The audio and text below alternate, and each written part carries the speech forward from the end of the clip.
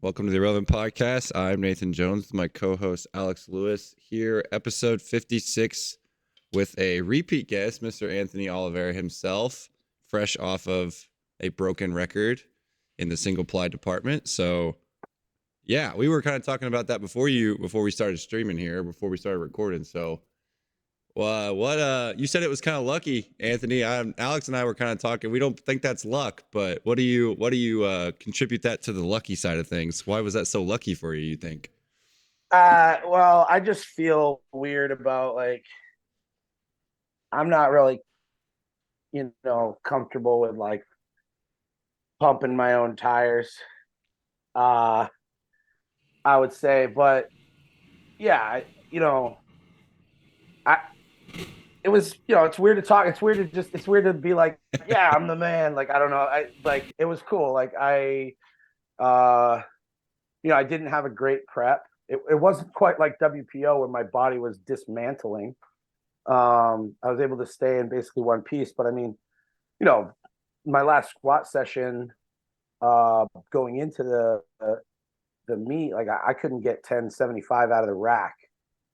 So the first time that I actually even had that on my back in single ply was at the meet.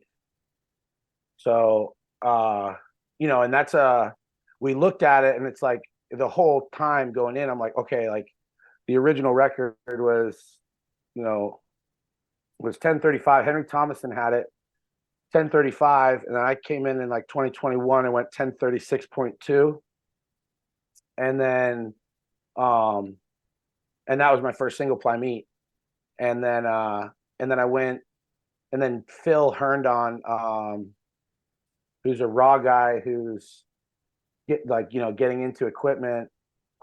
He's another overkill guy. So it's pretty fun. He broke it. He went 1070. It's pretty funny actually.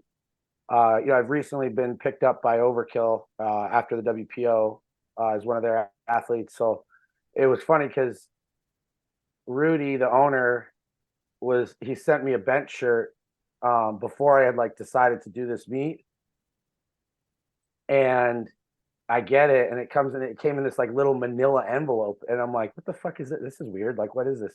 I open it, and it's a singlet. And he had accidentally switched the addresses. So I got Phil's singlet and he got my bench shirt. And so and the meet was that weekend. So I had to ship Phil the singlet he was going to wear for the meet that he was breaking my world record. So that was kind of weird. So I sent that to him, and then he went 1070, and then I went 1074. So we only thought of it, in my mind, it was like, oh, it's 4.5 more pounds. Like that's fucking nothing, right? It's 4.5 more pounds. But it's a fucking 40-pound PR for me. You know what I mean? Like in single ply. And I didn't really think of that until the day of.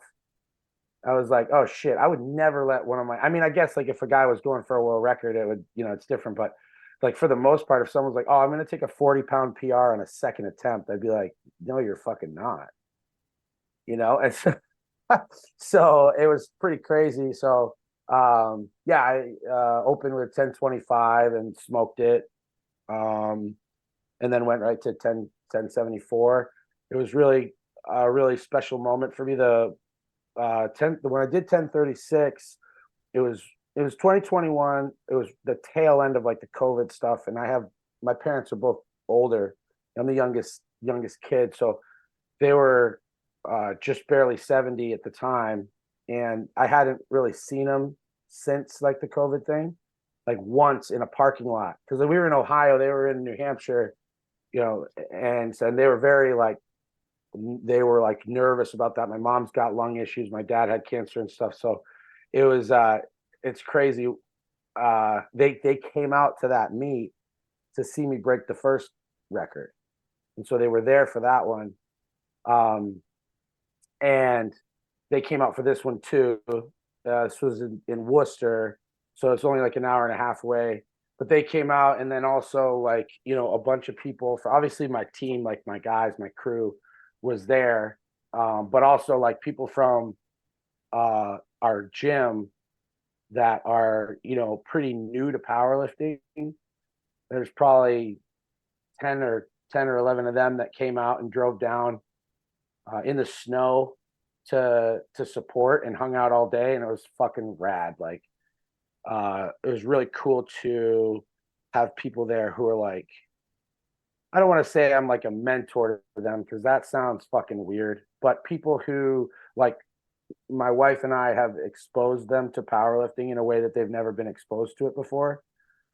And a couple of them have like done meets, and a couple of them their first meet was this year, and you know, and there's kind of ranges from, you know, a couple different levels, but uh, to have them there and them to see the separation between like, you know, what they maybe perceived as a big lift and what is actually a big lift was really cool, and they were awesome. You know, it's one of those things where like I come out from under the bar, you know, I grab my wife, you know, my guys mob, you know, they all come in, do the gear check. My dad's there, like, you know, we do the whole thing.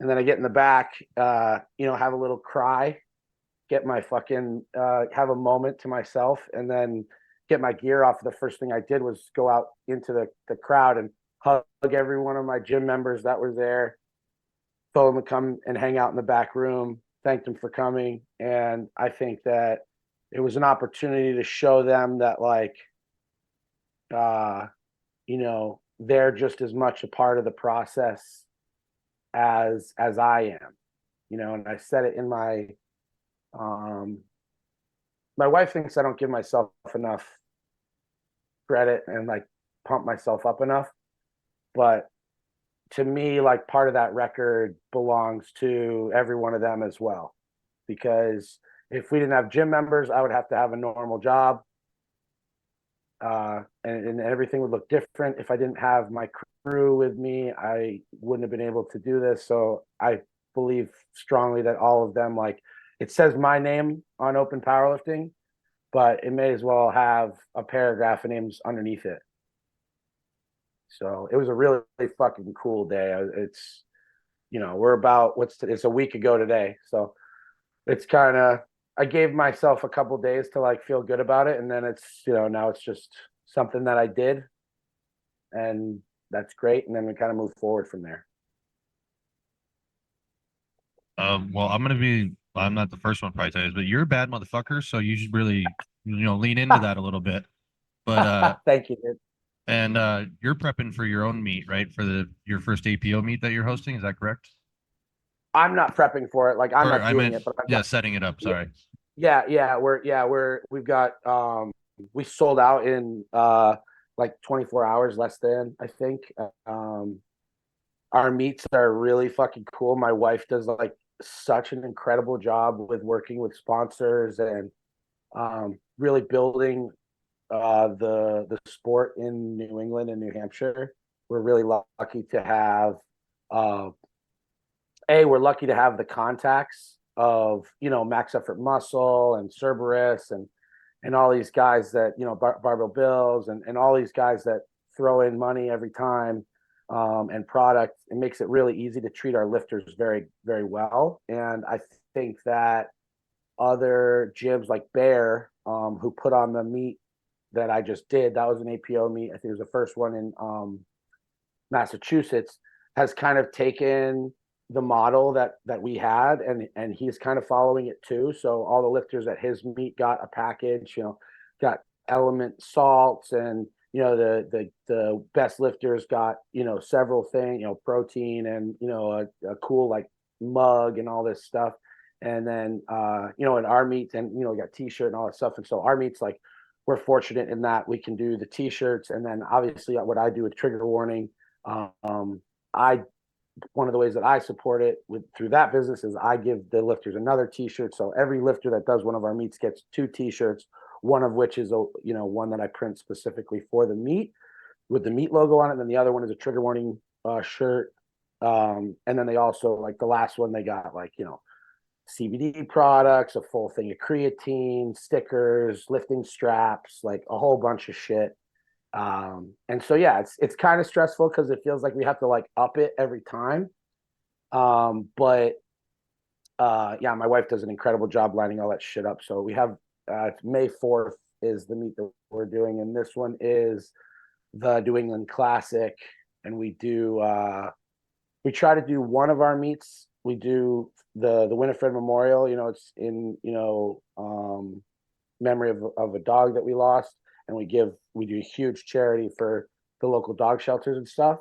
It's crazy the amount of shit that gets donated. It's like psychotic, fills my truck. And then this one we do sort of like more like a humanitarian type thing. So we have one of the guys that is in my training group. We call him Spandy. His name's Andrew. Single ply Andy Spandy.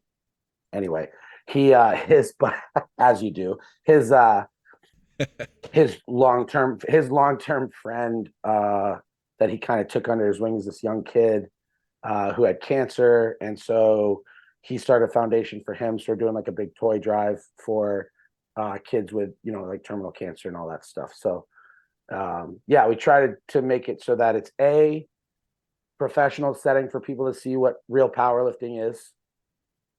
B, the lifters that come have a good time, get treated well, and get something for going other than a small little medal. They all get some extra stuff. And then also we try to, give back to a cause that means something to us. So it's been fucking great, man. Like the growth of the sport in New Hampshire in the past couple of years has been really sick. When we left for Ohio in 2016, 2015. I mean, Val did a big like 2-session RPS meet the day before she left to move out to Ohio. And she was the only equipped lifter in 2 sessions. And now you look at the meets here and it's like, our meets are like 70% people in gear. And then the one that I just did down there, the whole last flight was like 17 of 30 lifters was in gear. And so it's really sick to see like how seemingly like, I don't want to say we brought the culture here, but when you come back and, like you called me a bad motherfucker, so I'll just use that. When you're a bad motherfucker and you come back to your home area and the type of powerlifting you do is equipped powerlifting, people are going to kind of follow suit. And it seems like, that's where it's trending out here. So it's like on a micro level, to me, I feel like we are preserving or trying to preserve powerlifting in the way that I fell in love with it and the way that we fell in love with it. And I love raw lifting too, dude. I think raw lifting is fucking badass. I think those dudes are sick. Val's getting ready for a wrapped meet right now. Like what she has to put her body through to lift raw is like a different sort of pain. But it is very cool to see like OG poly bench shirt, canvas squat suit motherfuckers like doing the big stuff is really fucking awesome. And the level of talent in the area is going up as well. We had probably four or five squats over 800 at that meet that I just did. And in New Hampshire, or in New England, that's not the norm. So it's cool, man. And our meets always have like at least one person swinging at a grand, several 900-pound squats, couple 600-pound benches, and a whole gang of 700-pound deadlifts. So it's really cool to like watch like the general talent go up and also the baseline for participation go up as well. Man, you are really setting a high standard for me out here in Colorado to try and put on meets. Jesus Christ. I thought I was doing something good, and then you tell me all this, and I'm like, oh, fuck. At least I joined the right organization, I guess. Hey, man, are you officially like working with APO now? Yeah, so I just turned in my ref test yesterday because they said I'm interim state chair at the moment. So I would assume that most of it has to do with you since nobody else there knows me, but I don't know. I don't know how any of that goes, but I just filled out the application thing. Yes. So your name came up, I think at one of the board meetings and we talked about it. I think you talked to Danielle, right? Yeah, I know Danielle and Jarvis from a group chat. So cool. I met Jarvis at a seminar. Yeah, cool. Yeah. So Yeah, it's one of those things where we want to make sure that, state chairs are going to be able to do a great job. And honestly, dude, like, I think obviously execution is huge, but with everything that's gone on in powerlifting in the past couple of years, with people being um, not the best people at times, I think that it's more about intent, and it's like as long as your intent is good, I think everything is fine. You know what I mean? It's not running a powerlifting meet is not putting someone on the fucking moon here. You know what I mean? It's like make sure everyone gets weighed in by the appropriate person, make sure the judging isn't trash, make sure the equipment is good. You know what I mean? Like it's but and make sure that everyone is safe and secure, both emotionally and all that, and then also physically making sure the spotters are good and shit. Like I think the APO is something that is going to be really fucking sick, dude. The board is ironclad. We've got everything ranging from people who have been in the sport for 30 years, people who have been in the sport for 4. And I think that really makes a big difference. You're out in Colorado, right? Yeah, yeah. Yeah, and I know that out there, like, there's not a lot of opportunities for people in equipment, and APO kind of gives people that ability to do that, as well as I think with the former federation that I was working with, with APF, like I think that people looked at that as like they thought it was like an equipped only federation almost. Like people thought that it was just gear. And so the APO, we've tried to do a good job at like letting people know like it's not just gear, it's everything. It's raw and it's equipped. So because the barrier for entry with a raw lifter is so much less. You just need a belt, you know, and that's how people get into the sport, right? Like most people don't fall into a situation where they're putting on a fucking canvas suit at their first meet. So making it available for raw lifters too just grows the sport, and a lot of those people will shift towards gear, and a lot of people will not. But giving them the option, I think, is important. Yeah, I don't know. The way I looked at it is it seemed like the APO was for lifters by lifters, is what it looked like to me. Like I didn't know everybody, but it seemed like everyone that is involved has their hand in the sport in some way, shape, or form. And I know out here in Colorado, like other organizations, I look at the state chairs and I'm like, have you ever even done a meet? Is that a thing you've even tried to do? Or like, what the fuck is going on here? And for the meets out here, I just felt like it was very lackluster. And instead of bitching about it, I was like, well, how can I make it better? And like coincidentally, I helped the CU Barbell Club. And they have a bunch of powerlifters.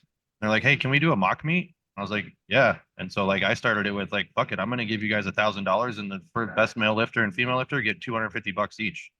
And like then we got Pioneer to donate some custom belts, and like now we've been trying to get sponsors for like 2 weeks, and we're already halfway to our goal to be able to cover the meet and hopefully have more prize money for everyone. So dude, that's awesome. That's so awesome. And I think that it's like a lot of time with powerlifting, because there's no like it's not the NFL. There isn't like this one thing. It's very easy for people to just sort of sit back and say, this is bullshit. Fucking these meets suck, this, that, and the other thing. And I think, I commend you for saying like, okay, like this is not what I want here. So I'm going to do something to make it what I do want. And like, dude, like major props to you for that.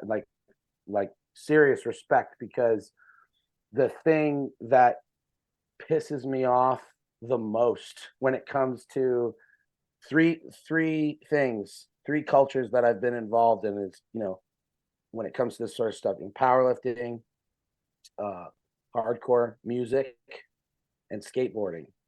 And when people bitch about stuff but don't offer a solution, pisses me off. So if you're going to bitch about it, you better come correct with something, at least an idea to make it better, instead of just saying, because a lot of times what happens is people just want to bitch, right? It's like you go out to eat with your family, and your nephew there or whatever wanted chicken wings, and they bring him a fucking hamburger instead. He loses his fucking mind, and then they take the hamburger back and bring the chicken wings, and he still loses his fucking mind. because he wanted it right the first time. And I feel like that's what people end up doing. They just want to bitch to bitch. So putting yourself out there, man, and putting yourself in an uncomfortable situation where you're handling new stuff you're not used to in order to make things better for other people is fucking rad, dude. And I respect that. That's awesome. Man, you have no idea. I had no idea what the fuck I was getting into. I just started prepping for a WRPF regional meet that morning, and I hit a fucking PR on bench that felt really good, and I was just feeling good. I'm like, this is fucking awesome. And I was like, wait, they need a state chair in the EPO. And I was like, well, fuck it, let's see what happens. And then they're like, oh yeah, you got it. I'm like, oh shit, like what did I get myself into?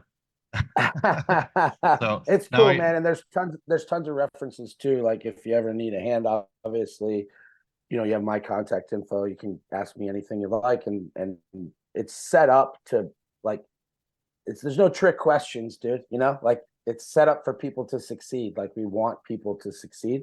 So we want, if you're signing up to be a state chair, like we want you to be successful because it helps everybody. So yeah, dude, that's badass. That's what I keep telling myself. I'm like, well, obviously these people think I can do it, so I should probably be able to handle it. But it's just funny because like now I switch my prep. I'm going to try to do the national show in Montana and do the APO stuff. Cool. Because Yeah. I'm like, it's going to be pretty stupid if I go do another organization when I'm trying to represent this one in this state. So I wanted to figure, for sure. Go to the national show and see, like, to me, that would be like the standard we try to hold for all the other ones. So I think I'm going to be excited to do that. That'll be cool. One question I did have for you is the practical part of the reffing thing is that you have to go to a meet and watch the refs ref, correct? Yeah, so they do. So there's like two options. Like I forget the exact numbers, but you have to sit in the chair next to a world level judge. I think it's 50 squat, 50 bench, 50 deadlift. I'm not 100% sure on that. And then you have to sit and make the call. Like you make the call, and then they tell you if you're right or wrong, basically. And then, but also sometimes Wayne will do like a seminar. That's how we got a bunch of people certified out here. Was he'll come and do a seminar and do a mock meet and have everybody judge. And then that way, because you could see 50 squats, and of those 50 squats, not a single person have an up down call. Like, you know what I mean? And then you don't have the experience of seeing that. So Wayne can like whisper in someone's ear, like, hey, fuck this up in this way, rush the start command, rush the press, rush the whatever, cut it high, like whatever. And then you get experience to see. It's very thorough. And so that's two different ways. They haven't done it for the APO yet, but I'm sure that's something that they're going to do because they have people who are willing to travel.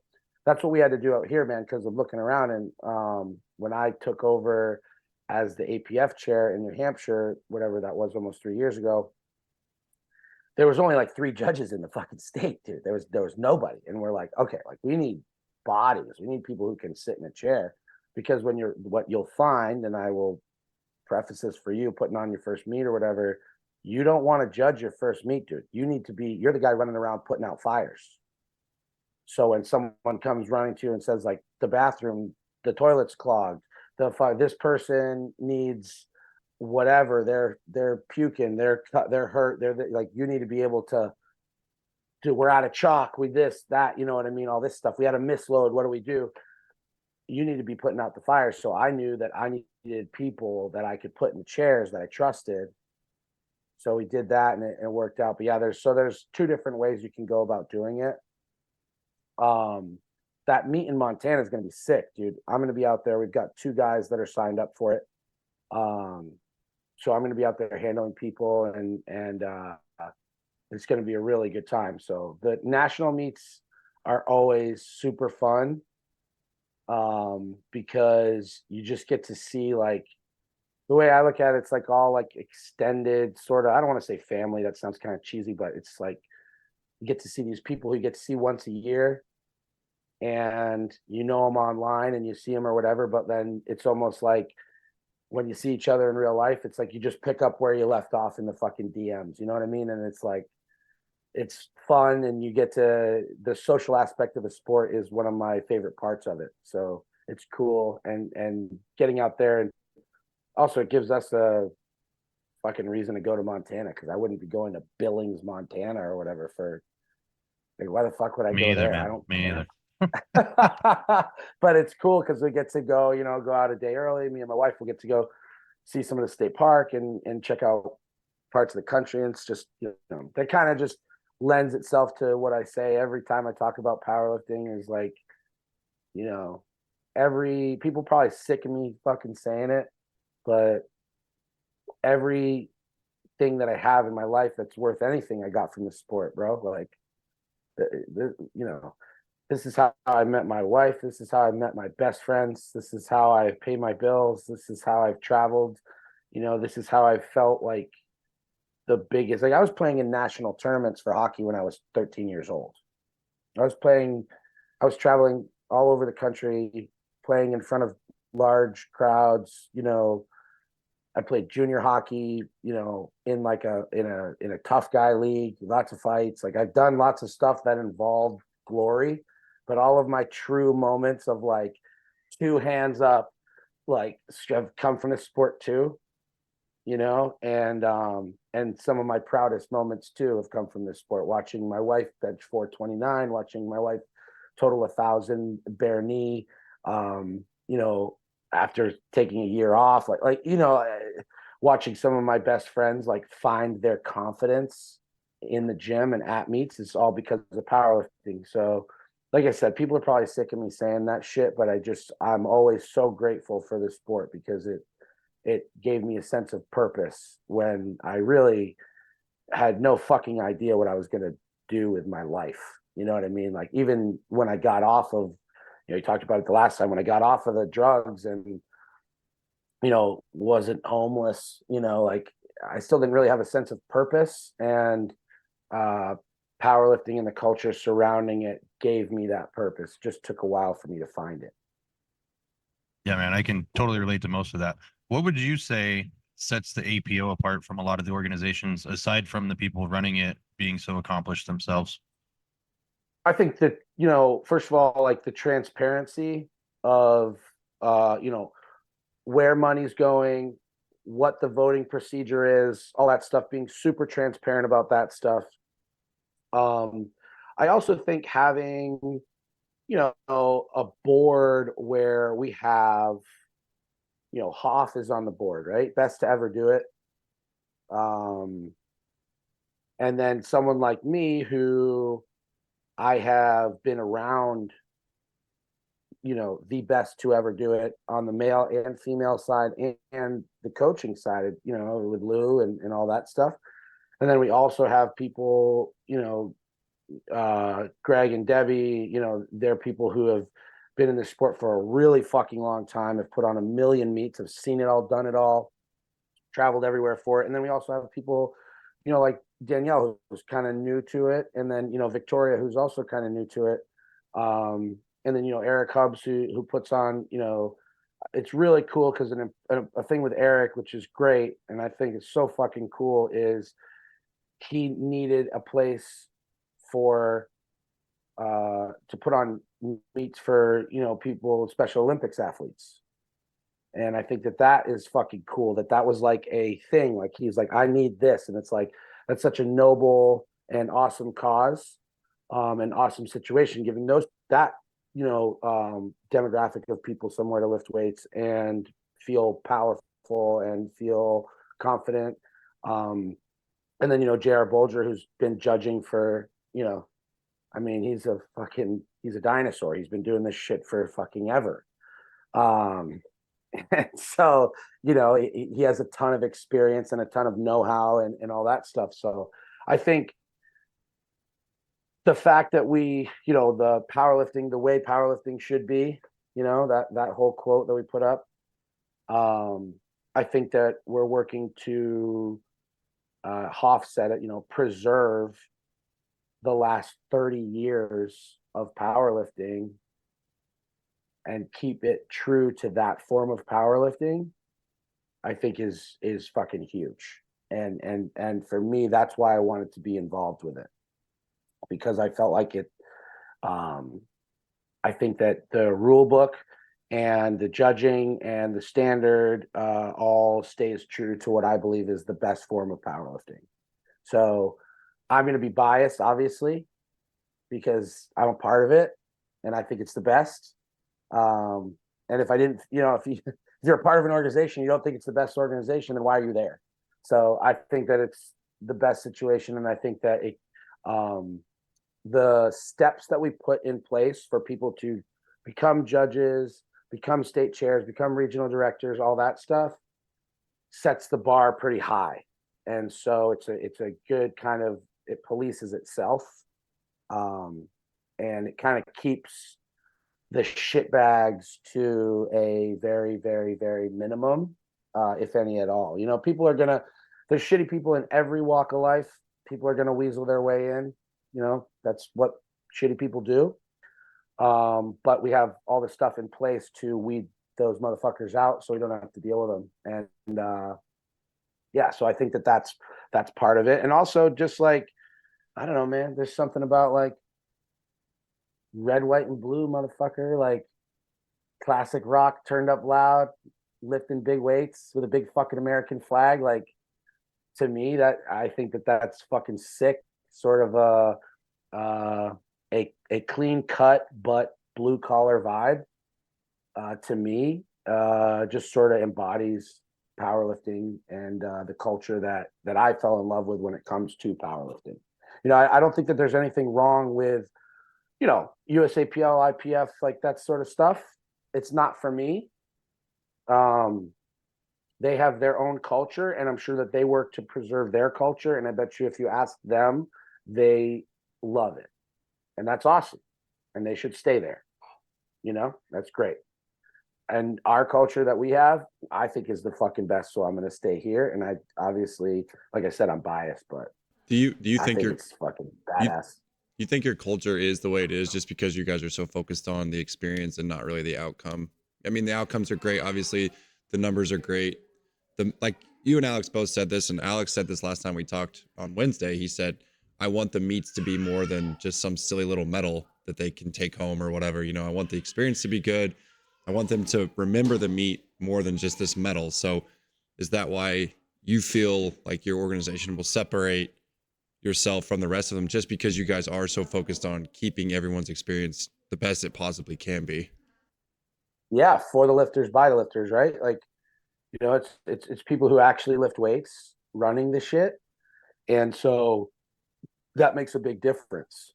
And I think that, you know, I can't speak for the organization as a whole. I can only speak to what I've seen and our culture here in the you know, in New England. But yeah, that's everything, right? Like, it's like if the first time you go to a restaurant, you walk in and they're playing music that you don't like, serving food that you don't fuck with, and they're assholes, you're not going to go back to that fucking restaurant, right? And so to me, it's like, bro, like, we have sick fucking music, cool vibes, like everybody gets along, there's no bullshit. Like, you know, the culture that we have in our gym bleeds into the events that we put on. So, you know, a lot of people will say stuff like, you know, I'm not loyal to letters, I'm loyal to meet directors and like the people, you know. It just so happens that our letters, I believe, have the sickest meet directors, so I get to have both. You know what I mean? So I think that you know, yeah, and I think you're exactly right. It is more than just, you know, a lot of people will do, most powerlifters, almost like, if you look statistically, almost statistically, all powerlifters, if you pull it out long enough and you pull out enough of the stats, do one meet and then never do another meet. Right? That's most. That's what they do. And that's fine. But you want to make sure that that meet is a cool experience for them. I was talking to a gentleman at our gym who just signed up he's going to do our meet. It's his first one. And, you know, he's a little stressed out about prep and coaches and who he's going to work and all this stuff, you know. And I told him, I said, I want you to have a good experience with powerlifting. That's my biggest thing, is I want you to have a good experience. Whether you do another meet or not, I don't really care. You know, if you want to, that's great, but I want you to have a good experience. So I told him, I said, you can have anxiety about the social stuff and, you know, what's going to happen, who's going to coach you, how you're going to prep, how the prep's going to go, all that stuff. That's fine. Have that anxiety, right? don't have anxiety about how the meet's going to go, because it's going to go awesome and we'll take care of you. We'll make sure it's a good time. You know what I mean? And so when you can take that off someone's plate, it's a great feeling as a coach and a gym owner and a state chair and a representative of the sport, because you can just say, like, bro, all that other stuff is normal to feel nervous, anxiety about. Don't feel that way about the meet. Just come in and lift weights and have a fucking good time. You know, and so you want to make sure that when someone walks out of the meet, they're sitting there saying, like, whether they had a good day of lifting and they did well or not, they walk out and they say, like, I was treated with respect, the judging was fair, I had a good time. And whether they do a meet or not, they have a good memory associated with the sport. So when someone says the word powerlifting, they can say, I did a powerlifting meet and it was fucking awesome. And it was through this federation, this APO thing, and it was awesome. And I might not ever do one again, but it was great. I think that is the way, because a lot of times what happens with people trying to put on meets, I think, is they get hung up on trying to make it this like pro level meet, right? And that's great. And I think pro level meets are important. Obviously, that's where I want to compete. I've only done 2 local meets in the past fucking 5 years or whatever, right? But that's not who funds the sport. Amateurs fund the sport. There is no fucking MLB without AAU baseball. Like, there is no fucking NHL without Pee Wee hockey. It doesn't happen, right? You need amateurs to bring that up, because through the filter of the many, you get the ones that go to the top, right? And also, like, pro meets, more times than not, you're not paying to do them. They're giving a payout to you. How the fuck do you think they get that money? From the payment of the amateurs on the amateur day. You see what I mean? Like, we need that. So I think that local meets are super fucking important, because the other thing too is, if you think about it just from like a talent pool level, and you think of that, so you've got I know the most about hockey, so let's just talk about that. You've got junior A, ECHL, AHL, NHL. Now, if all the guys at the NHL were like, man, fuck the AHL, fuck the ECHL, that shit's fucking whack, that's lame, they're not going to have any fucking players in the NHL, because you have to develop these people, right? So amateurs develop into good amateurs develop into decent pros, and decent pros develop into high-level pros. And we need to treat powerlifting the same way. The only way that we do that is if our local meets are held to the same standard as the pro meets when it comes to experience.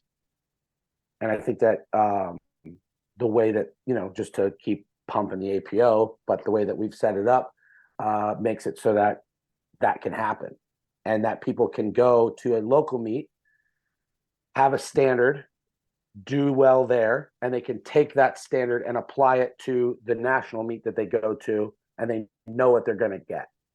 And then they can perform there, which is just going to up their level as far as how good they are at this sport, and so on and so forth, and just round and round we fucking go.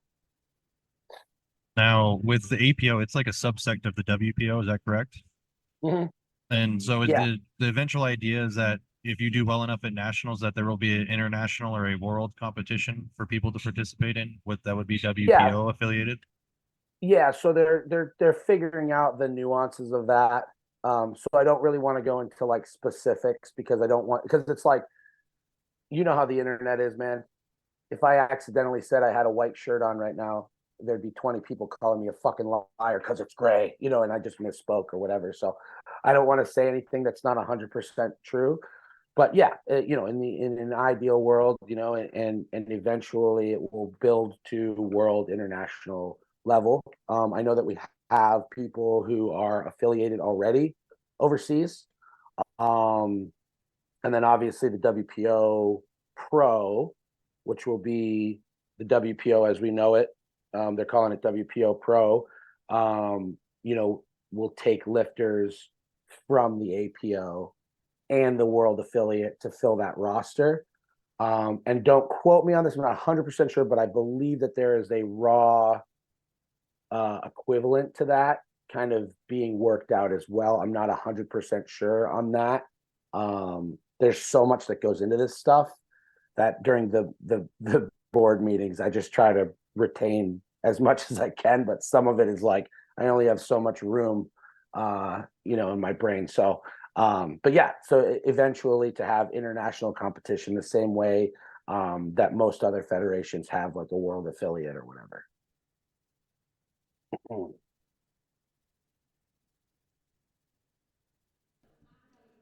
I've never been on the platform before, and now just hearing you and Alex talk about this type of stuff, it makes me like, okay, if I ever do want to compete, this is probably the direction I'm going to go now, because all the other stuff seems very confusing to me. Plus all the stuff that Alex has told me and the horror stories that he's been to on some of the meets that he's been to. I'm sure you have hundreds of horror stories that you've probably been a part of or experienced. So I'm just glad to know it's like, okay, well now it seems like I know these names of these people in the APO. So it's like, I feel like those are people that I can trust if I actually did want to go compete in a meet. Was that kind of what you guys wanted to do, is just unsettle people's nerves and just kind of be like, hey, these are some names that you know, or these are some people that you know. So just like, this is going to be a good experience just to get everybody on the same Yeah, playing field. yeah, and that you can trust, right? And people you can trust and that are going to have listen, my answer to stuff might not always be the answer that you want, right?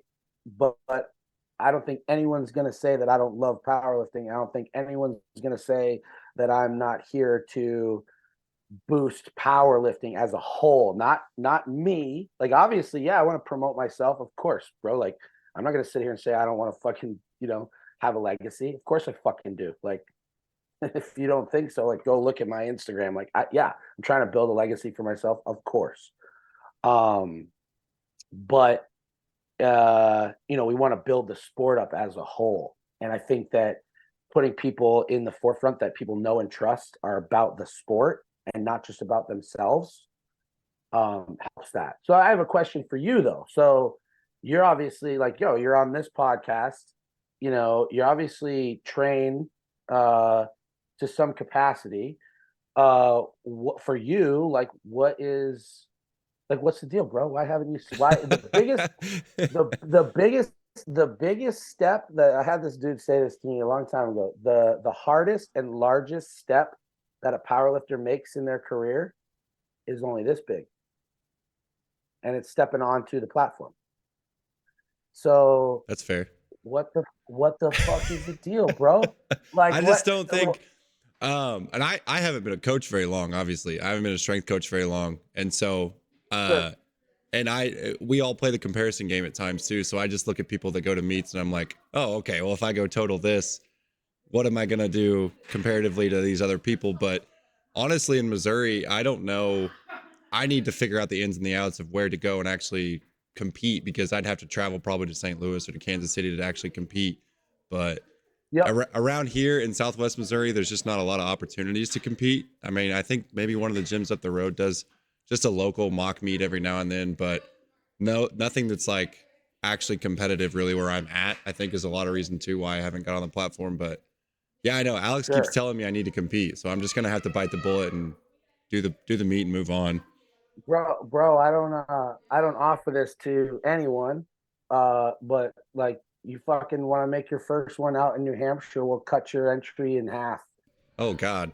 So and now it's recorded. So now you've got pressure. And let me just tell you, and let me just tell you this, and I won't hound you on it because I know people have a different experience with everything, right? But I remember talking to this kid at the doghouse. And there was like these kids on like the peripheral. We'd have our training group. It wasn't a private gym, like in the way that like anyone could get a membership there, right? But we had like our training time, and there'd be people there, right? And so you end up building these small relationships with people just in passing and whatever. And I said to him, like, when are you going to compete, motherfucker? What's the deal? And he's like, oh, I don't know. I just want to make sure that I'm competitive and I'm this. I'm like, let me tell you something right now. You could take the next 5 years, quit your job, be independently wealthy, all eat, sleep, train. That's it. Like a fucking Russian, like just fuck it. And first of all, your first meet, you're not going to blow the fucking world apart. You're not going to set the world on fire. And no one's going to fucking remember what you did, right? So we're sitting here. I've been on this podcast twice. right? I just broke a world record. Could you tell me what the number was? 1078. 1074, right? Oh. So right. So, and I'm not saying that to put you on the spot, but what I'm saying is, at the end of the day, you're sitting here talking about somebody with a world record, right? And you can't tell me what the number is. So no one's gonna know. And I don't say it to be shitty. I say it to put it in perspective.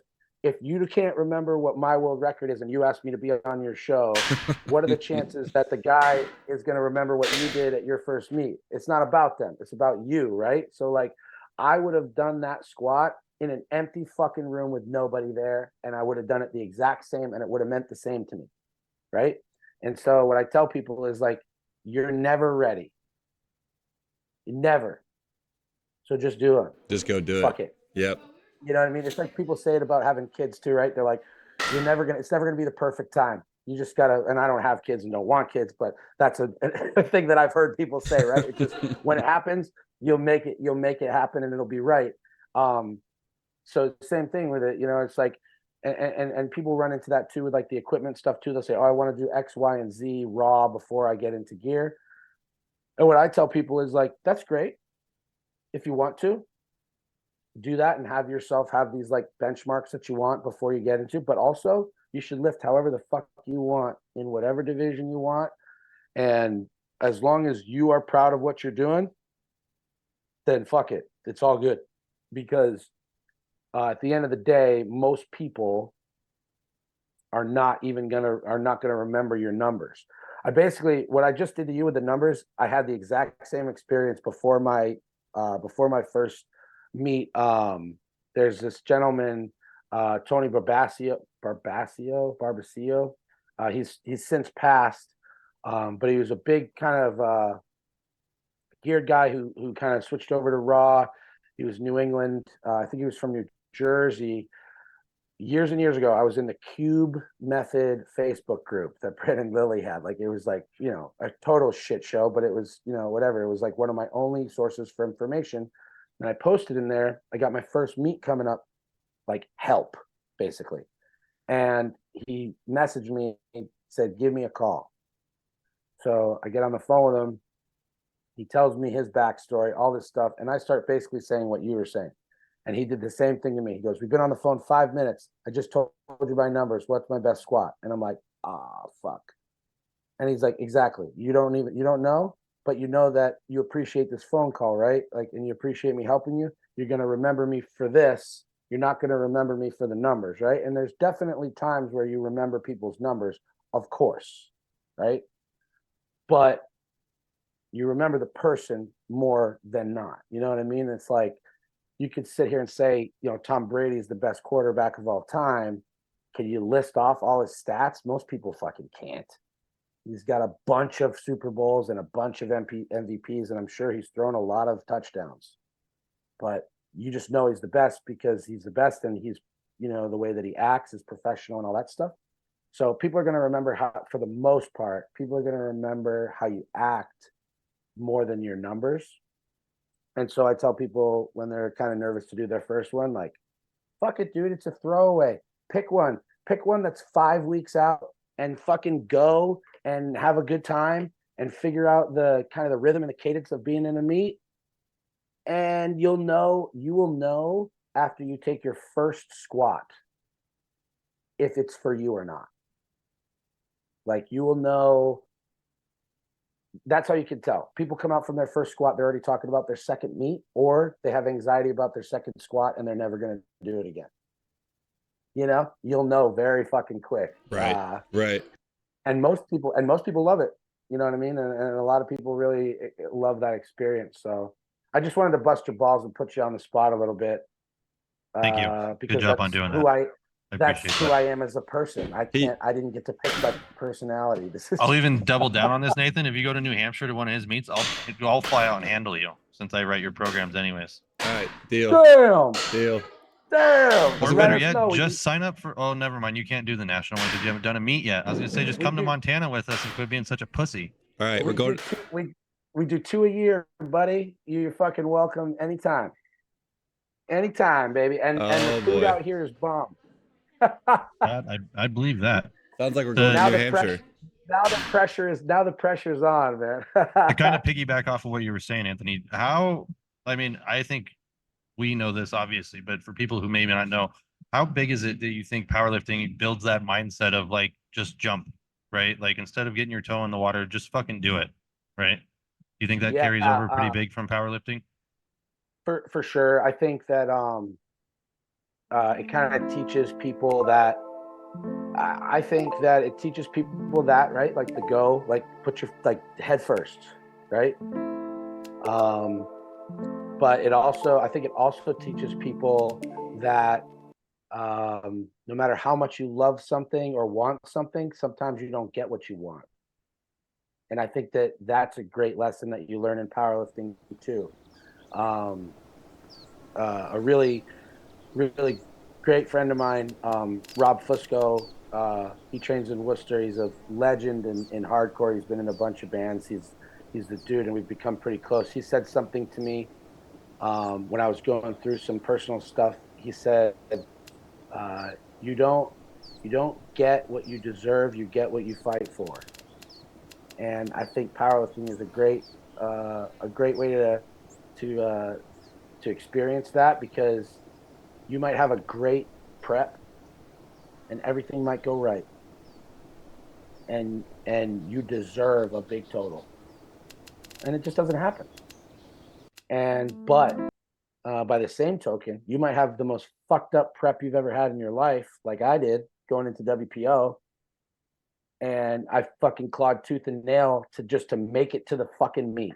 Like I was like, I just gotta get there. I just have to get there.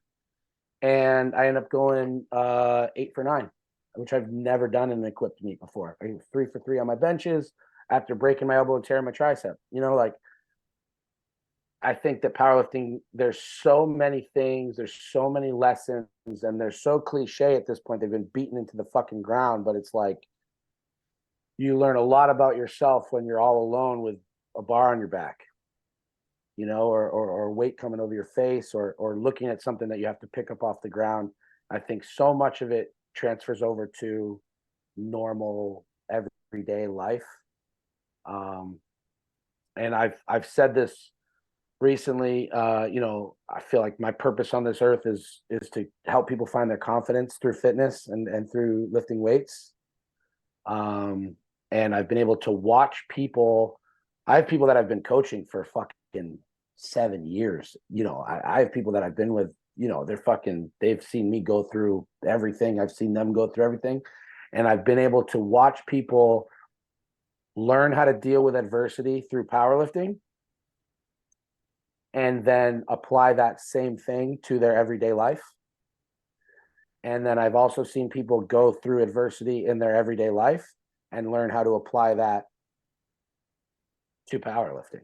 I have a client and friend who lost his father, who he was very close with. And it was really hard on him.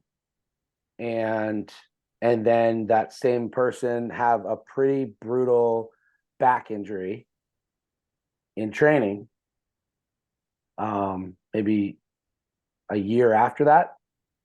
And I watched him apply the same tenacity of, dealing with adversity, because him and his dad owned a business together and all this stuff. So he had a lot of shit that he had to deal with that. And when he hurt his back, it was not boo-hoo.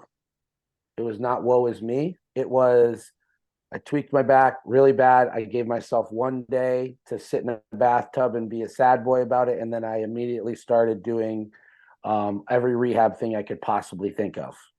And now he's basically back to normal. And he came back from a herniated disc. And I believe that he'll, in the next year or so, he'll get his first 1,000-pound squat. And it's just really awesome. And I feel very fortunate to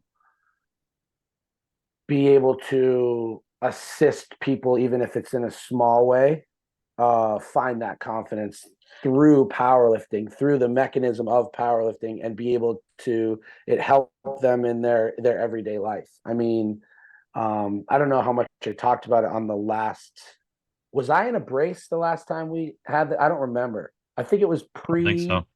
Right before it, I think. Yeah. Had the WPO happened yet or no? No, It had no, not, it hadn't. right? So yeah, so over the course of in the span of 2 weeks, I had an avulsion fracture, the partially torn tricep, and had to put my dog down. And we literally drove straight from putting my dog down, drove basically straight from there to the gym to squat. And I think powerlifting taught me how to use the gym for answers to everything else that's going on in my life. And I've watched other people experience that. Lou said that. I probably talk about this on every fucking podcast, but Lou said the answers are in the gym every time. Anything that you want to find out about yourself, you can find out about it in the gym. And whether that is, maybe you find out about yourself that you're using the gym as a form of escapism and you need to fucking figure out your shit and face it head on. Or maybe you find out that the gym is a way to release that sadness and anger and anxiety and whatever. And you might also find out in the gym what truly makes you happy also, because you have time to be inside of your own head thinking about things or completely disassociating and having thoughts that you wouldn't normally have. And so, yeah, it's like I feel really fortunate to kind of circle back to what you said, the diving in head first and being all in, and being, whether that means being all in where you check every box outside of the gym, or being all in meaning taking the step to sign up for your first meet.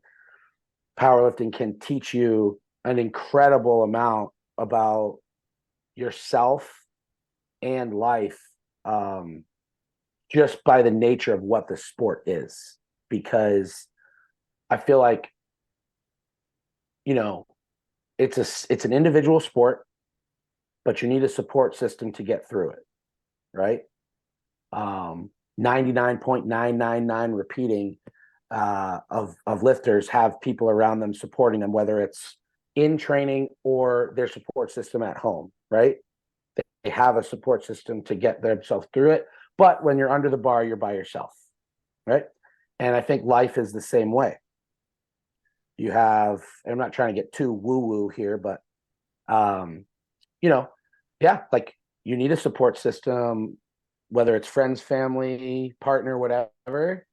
But when it comes down to it, like we all get put 6 feet under by ourselves, right? And we all deal with things individually with the assistance of our support, here and there.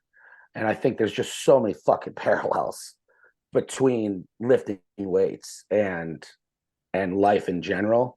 And I think people can really learn a lot through it. I know that I fucking have, for sure. I'm a better person because of powerlifting. And I think that most people would say the same, So do a fucking meet, motherfucker. All right. When am I going to New Hampshire then? When's this meet? Join us. We do one in the fall and in the spring. So whichever works out better for you, buddy, you get your ass out here. Fall would be really good. I think fall would work perfect. Right around my birthday, so we can all right. So your meet prep for fall starts right after this deload that I'm currently going through that I think ends on Monday. So good luck with that, buddy. You don't even choose anymore. I'm like, you're just gonna fucking do what you're told this time. That's right. Let's do it. We've bullied you into submission of doing a fucking meet, bro. I'm ready. And honestly, dude, you'll be happy. Once it's like, I'm fucking doing it. Once it happens, you know what I mean? It's like, when my wife kind of stepped away from the equip side of things, and she didn't really know what percentage of her life wanted to be powerlifting and where she was going to go. We were talking about this push pull. We're talking about it in the group, and all of a sudden she's just like, I signed up. She just went on her phone. She's like, I did it. And that was it. And then the Band-Aid was peeled off, and then prep started, and then we went. You know what I mean? And she did the same thing when she decided to do a bench only in multiply. Hadn't put a shirt on since 2020. And and just like we were talking about it, and then we're in training. She picks up her phone and she's just like, all right, fuck it, I signed up, I'm in. And that one moment of fuck it lines you up to, and now you got to, you know what I mean? And then it's kind of like, to me, it's like when you say you're going to do something, you do it. But like, if that can kind of fall through, once you sign on the dotted line, you're in. There's no there's no pulling out. So yeah, I man, just like the enthusiasm that you have just tells me everything I need to know about you. Obviously, trying to get other people involved in the sport. Like, we've never met in person. You've been on the podcast one time. Now today's your second time, and you're just like, all right, I'm gonna get this guy to meet, obviously. And to me, that's genuine. I think that's genuine though, because it's like that shows how much you care about what you're doing and how much you care about the sport and want to grow and want to be on a level where everyone can do this thing. yeah, I mean, dude, think about it. Like, it's my whole life. So it's like people who own a barbecue pit are probably talking to motherfuckers about barbecue sauce a whole lot. You know what I mean? And so my whole life is like, that's all we like, that's all me and my wife talk about. Like, this is our life, you know? And it's so funny too, man, because people, a lot of times, maybe people who have stepped away from it or never were fully in it or whatever, they love to say like that it's like this immature thing, you know? And it's like, you know, it's like, well, you know, a lot of the big one is when they stop powerlifting, like, I've got real life stuff to do. I've got, you know, I'm going to be adulting and all this stuff. And it's like, you know, I have I have life goals. So I have to step away from this. And it's like, what do you think? People who powerlift don't have jobs and goals, motherfucker? Like, we all got them. Like, you know what I mean? They turn it into this like Sure. immature thing. And I said this on another podcast I was on, but it's like, people think it's this dumb meathead thing. But man, some of the most smart, now obviously there's some big, strong, dumb motherfuckers. Don't get me wrong. Believe me, there are some people who are just big, dumb, strong idiots, and that's awesome. But almost every high level, strong person that I've met has been some of the smartest people that I've met.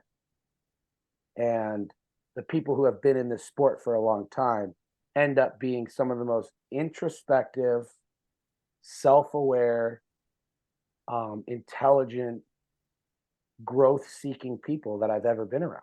Because you get to a certain point in this sport where you've got to be smarter than the weights are, or you're not going to progress.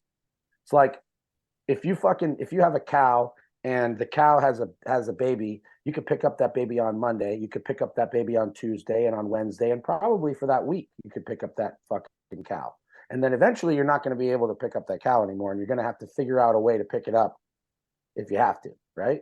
And it's the same thing with powerlifting. There's a lot. The first 3 years you do this, you can fucking do whatever you want. You're going to get stronger, just by way of, that's just how things work. You could go in and bench 135, and the next day you could go in and bench 140 and 150 and 160 for quite some time. And then all of a sudden you're going to hit this wall where it's like, how the fuck do I put 5 pounds on my total? And you have to figure it out. And that, to me, I think with powerlifting is like, that's where you see who the smart motherfuckers are, because they have to scratch and claw to get a 5 pound PR that they fought 2 years for, you know? And people who are not intellectual and are not smart will not be able to do that. People who are not self-aware and honest with themselves can't do that, because most of the time when you go, why am I not progressing?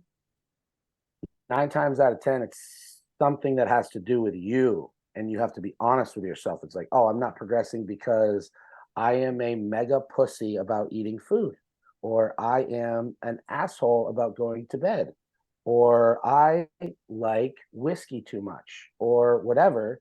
And those are, or it's like, or I smoke too much weed and can't get myself to do my mobility stuff, or whatever. I'm lazy or whatever. And those are hard conversations to have with yourself. The only way they happen is if you're a smart and you know, introspective type person. So yeah, I'm fucking passionate about getting people into this sport because I think that it teaches you stuff and also exposes stuff that you need to work on as well. But I think you're a Now, smart guy already. Just so we're clear. I Well, think you're doing great. I think you're great just how you are. But wow, I think that look at the sweet I side of think Anthony.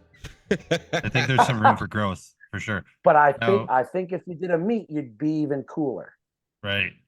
Going back to Or the hooked. confidence thing, Anthony, one of the big Yes. things I notice is obviously overcoming fear builds that confidence. But what do you think are some of the other factors that you face when you're training and doing these powerlifting meets that help build that confidence as well, besides overcoming those fears? Oh, well, the first thing is like realizing that you can be consistent and you can do stuff when you don't necessarily feel like doing it, right? And that's a confidence builder, right? Because, just, for instance, like let's say you're not a super confident person with like, talking to women, let's just say, or whoever, be PC, whoever it is that you want to talk to, whatever it may be, right? Let's say you're not super confident in that area of your life. Well, if you go in and you're a 315 squatter or a 350 squatter and you've always wanted to squat 4 plates. 405 was like the thing you wanted. Eventually you're going to do that and you're going to be like, dude, I can do something that I put my mind to.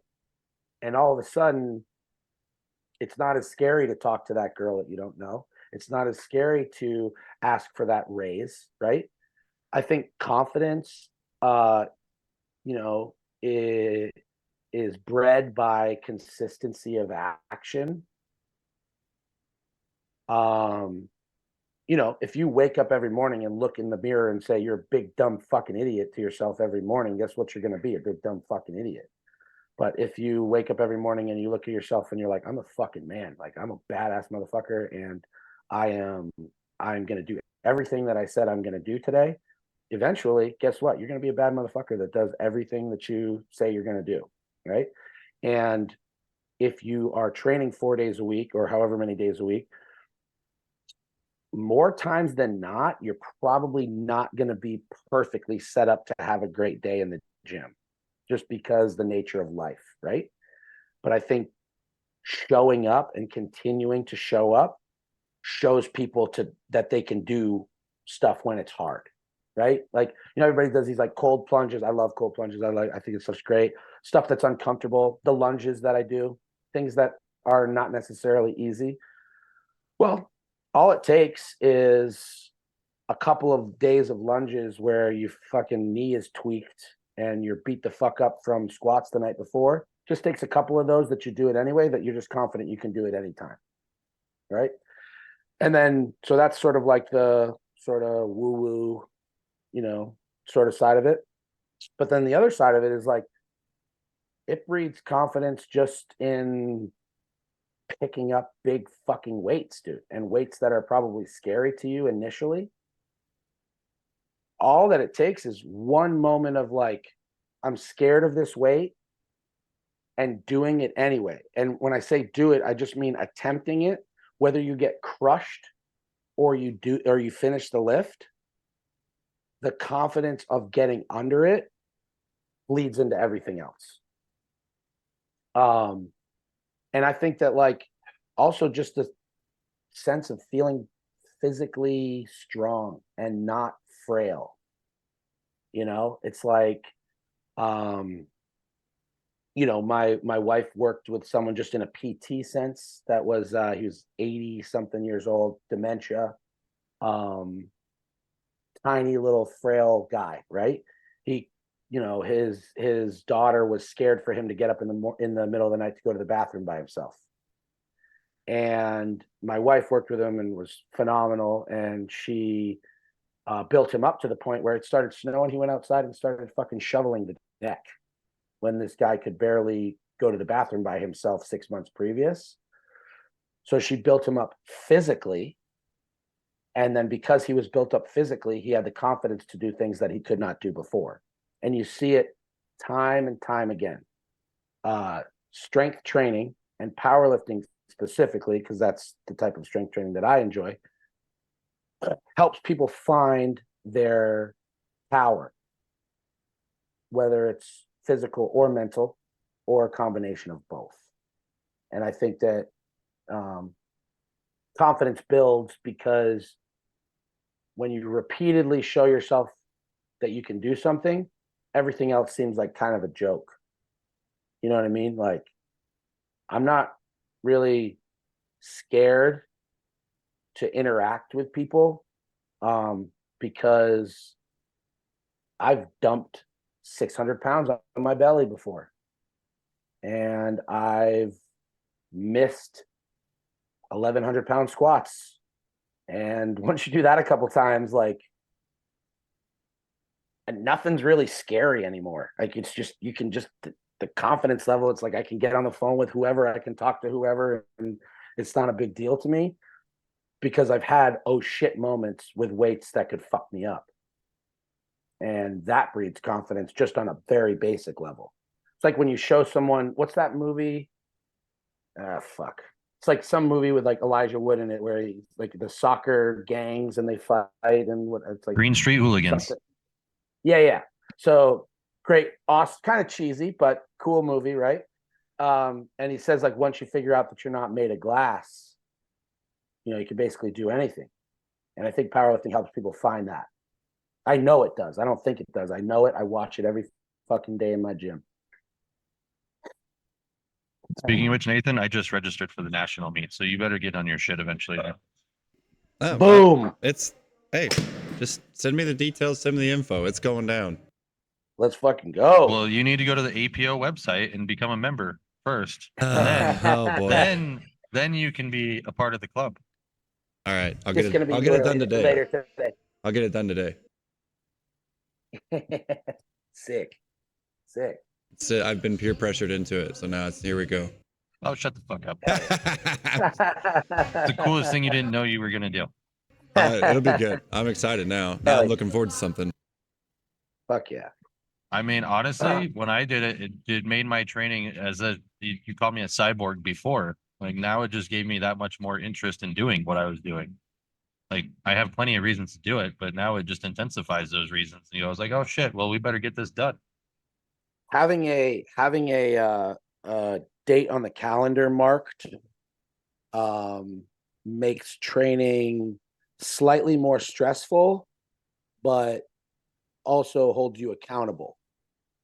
It's like I'm assuming both of you guys do like PT with people, like personal training and work with people and whatever. 9 times out of 10 with like Gen Pop people, it's like the workout isn't even the important part. The important part's them just showing up. And the reason that they hire you is because if they hire you, they're embarrassed. They're too embarrassed to cancel going to the gym because they have to tell someone that they're canceling. Whereas if they were just going to the gym, they could just not show up and no one's going to fucking notice. Right? Accountability. So, the accountability. And when you've got that date on a fucking Post-it note and you have that little bit of bitch assness creeping in the back of your head that says you want to sleep in or you want to do whatever, you see that and it makes you, I had a really hard time when we first moved out here. I lost a bunch of weight, lost probably like 20 pounds, hurt my pec, hurt my back, was having a really hard time. I took a Post-it note, put it on the back of my door, so I see it every morning. It says, decide to be better. Right? And just seeing that every morning, put it in my head, and it helped me kind of get through that. And then a little later in our time here, I was having a hard time with, some social stuff, how I wanted to be perceived, how I wanted to interact with people, all this stuff. I put a Post-it note going out of the door of my house on the side of the door that says, what story will you write today? And those two things keep me accountable.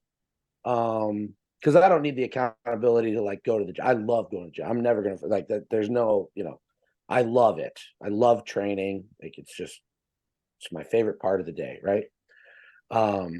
But with everything else, those two things are a reminder to me that keep me accountable on like how I act, how I present to people, and like what I'm doing to be better in every aspect of my life, you know? So accountability is fucking huge. And the date on the calendar does sort of the same thing. I'm not forced, but I know every fall I've got WPO. So we get into like early summer, and I'm like, it's time to start fucking dialing in because I know that this is coming up and it's time to fucking turn up, you know? And that makes my training, there's like, I always train hard. I'm not a guy who takes extended periods off. I really enjoy it. But there's like the intensity level. And then as soon as you see that date on the calendar, it kind of just goes and ratchets up a little bit, and that's the fun part, right? That's the sweet spot. That's where you start doing stuff that you didn't know you could do. I think the date on I the mean, calendar will be good for me mentally because it's like now, like you're saying, I sometimes get lost in the like, what am I actually working for? And so now this will kind of give me a little bit better perspective of what I am working towards. So be a good little Yes, reminder. sir. Fuck yeah. gives you any consolation, Nathan. I now have to do this in front of some of the best fucking people in the world that are going to be in the fucking building, and like I don't even know what I'm doing still. That's awesome though, dude. And it's life is for man in the arena. Life is for someone who puts their fucking hat in the ring. Some people like to talk shit from the sidelines, and that's great. Most people. And that's fucking great. Yeah, good for them. I'm the dude that wants to be up in front of everybody, laying it on the line, and saying proudly that I put everything into this, win, lose, or draw. This is the best I have on this day, and putting yourself in front of people who you look up to, or people that are better at what you're doing than you are, or whatever, just brings out the best in you. It might not bring out the best numbers, but it'll bring out the best in you because you find out, what type of person you are in those circumstances. My first equipped meet that I did was Battle of the Titans in Ohio. Dave Hoff was putting on the meet. Kale totaled like 25 something, and I think 98. Fucking Travis Bell benched 900 pounds. Jimmy Pacifico totaled 2,500 at 220. Like there was these fucking monsters. I'm looking around the warm-up room, and dudes are taking weights in briefs that are bigger than I'm going to take on my third attempt on the platform. And I'm like, holy fucking shit. But you put yourself in those situations where you meet these people and you realize they put their pants on just like you. And you just go out there and do your very best. And it kind of brought the best out of me. I love that shit. So it's, I'll say to you, something that Bill Crawford, not the Metal Militia, Bill Crawford from New Hampshire. He's the first American to carry a Roosevelt stone in that farm over in Europe or whatever. He's a big strongman guy. But he said to me when I was getting ready for that meet, I knew that there were going to be some heavy hitters there. And he said, take a minute in that warm-up room to just sit down and look around and see who's there. And just accept, like have a moment of like, fuck yeah, dude. Like I'm up in this motherfucker right now. And it's like one of those things, it's like, what's that quote? It's like, some of the best views are on the climb up to the top of Everest, And so during, everybody's so focused on outcome, what's going to happen. I got to get through this meet. I got to do it. I got to this and that. But some of the coolest moments are in between when you look around and you're like, I'm fucking doing it, dude. Like this is part of the process. I'm around all these people. I put myself in a stressful situation to see what I can do in that moment. And it's just another, yet again, lesson that powerlifting will teach you, But I love that. It's like everybody's so focused on the getting to the top of the mountain. It's like, man, take a minute on the way up to look around and appreciate. And I'm glad that I did, because now it's like, I don't want to say I'm at the top of the mountain or anything. That's crazy. But I that's fucking insane. But I get a chance to kind of be around those guys and compete with those guys on a high level. And I'm really glad that early in my career, in those moments, I took the time to look around and be like, fuck yeah. Like, like when I was at Westside, I have a couple pictures on my phone that people took like candidly of me talking to Lou, of me, working with Chuck, of me, squatting with Luke Edwards, or benching with Coker, or, learning from Dave. I have all these, kind of candid photos and these videos. I video everything, dude. I'm sure motherfuckers when I was there were like, who is this guy? Like when I first got there, and they probably thought I was lame for it or whatever. But I'm so glad that I have that. And I've made posts on social media for years where I've been like, man, I feel so fortunate that I got to be around these people. Proud of myself for putting myself there. But the only reason you get to have those, the only way you get to have those feelings is if you take a second, like what you guys are doing, right, with this podcast, right? It's sick. You have people on here that's a snapshot in time. You know what I mean? Like, I'm pretty sure you have Fahey on here. Yeah. Michael Fahey. Yeah. So that's cool, man. That's huge, right? Like, he did West Side versus the World. He's working on this other documentary. He's been around it and all this stuff. Like, you get to have that moment that you procured for yourself as a memory stamped. No one can ever take that away from you. You have that. That's awesome. That's a part of powerlifting history.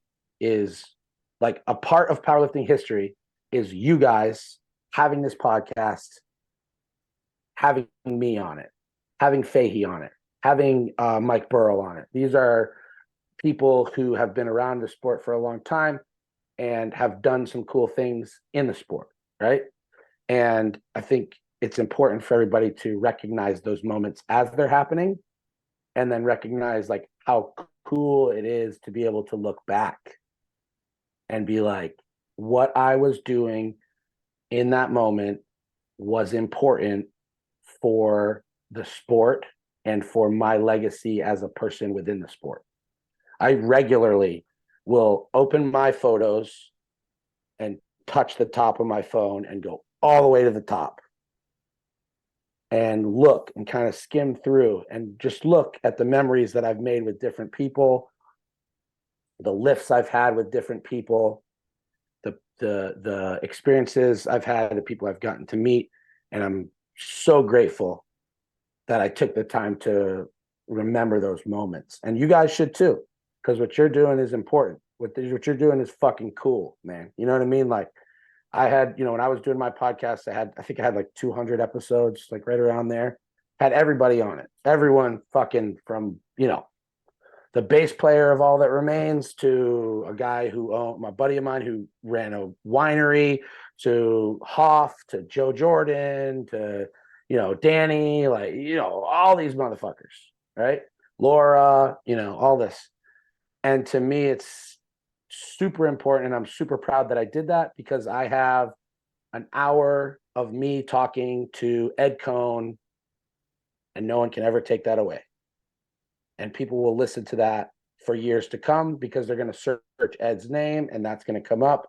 And I was able to help kind of time capsule that for people. And you guys are doing the same thing. And that's really sick. And I think that it's really cool.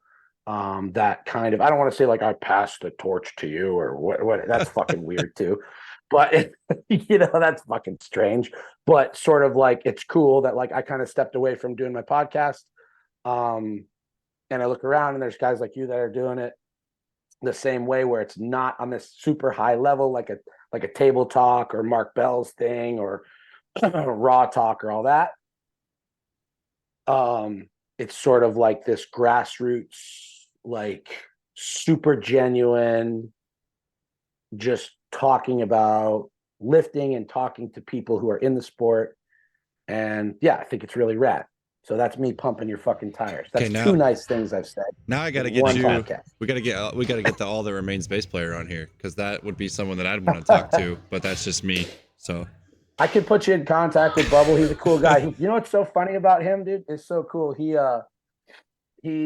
was in, you know, he played bass in Bury Your Dead, Legend, All That Remains. He was in that band Drugs for a little bit, and then I think he toured with like Jelly Roll and, you know, whatever, right? So, but he's done these huge festivals. You know, he's played in Europe in front of fucking 100,000 people and all this shit. I was there for his first powerlifting meet. He did it at Laura Phelps' gym, and it's a pretty big meet. You know, 100 spectators maybe. Like, it's pretty big, nothing crazy. He said going up for his first squat was the most nervous he's ever been, and I was like, that's insane. wow. You're an insane. Like, I was like, I literally looked at him like, you're an insane person for thinking that, because you've literally played an instrument in front of 100,000 people who paid to see you play it and would know if you fucked up. If you went up here and ate shit, most people would forget that it even happened by the end of the day. But it's like, it's so funny to see like the different pressures that people put on themselves and what's normal for them. It's like, you're not nervous playing in front of that many people, where if you hit the wrong note, everyone's going to fucking know it. But you're nervous to try to squat 400 pounds in front of 50 people in Cincinnati. Wow. You know, it's out of crazy. his element. Out of his element completely. Right. Yeah. But it's really cool to kind of watch people go through that. And then he ended up doing a couple meets after that. But yeah, all that is to say, like, I think what you guys are doing is really cool and important. Lifting weights and sharing the gospel of strength training is important, and having candid conversations about it is important. And you guys will be really happy you did this. Like 20 years from now, you'll look back on this and be like, that was fucking sick. You know what I mean? And I just want you guys to know that people take note of that.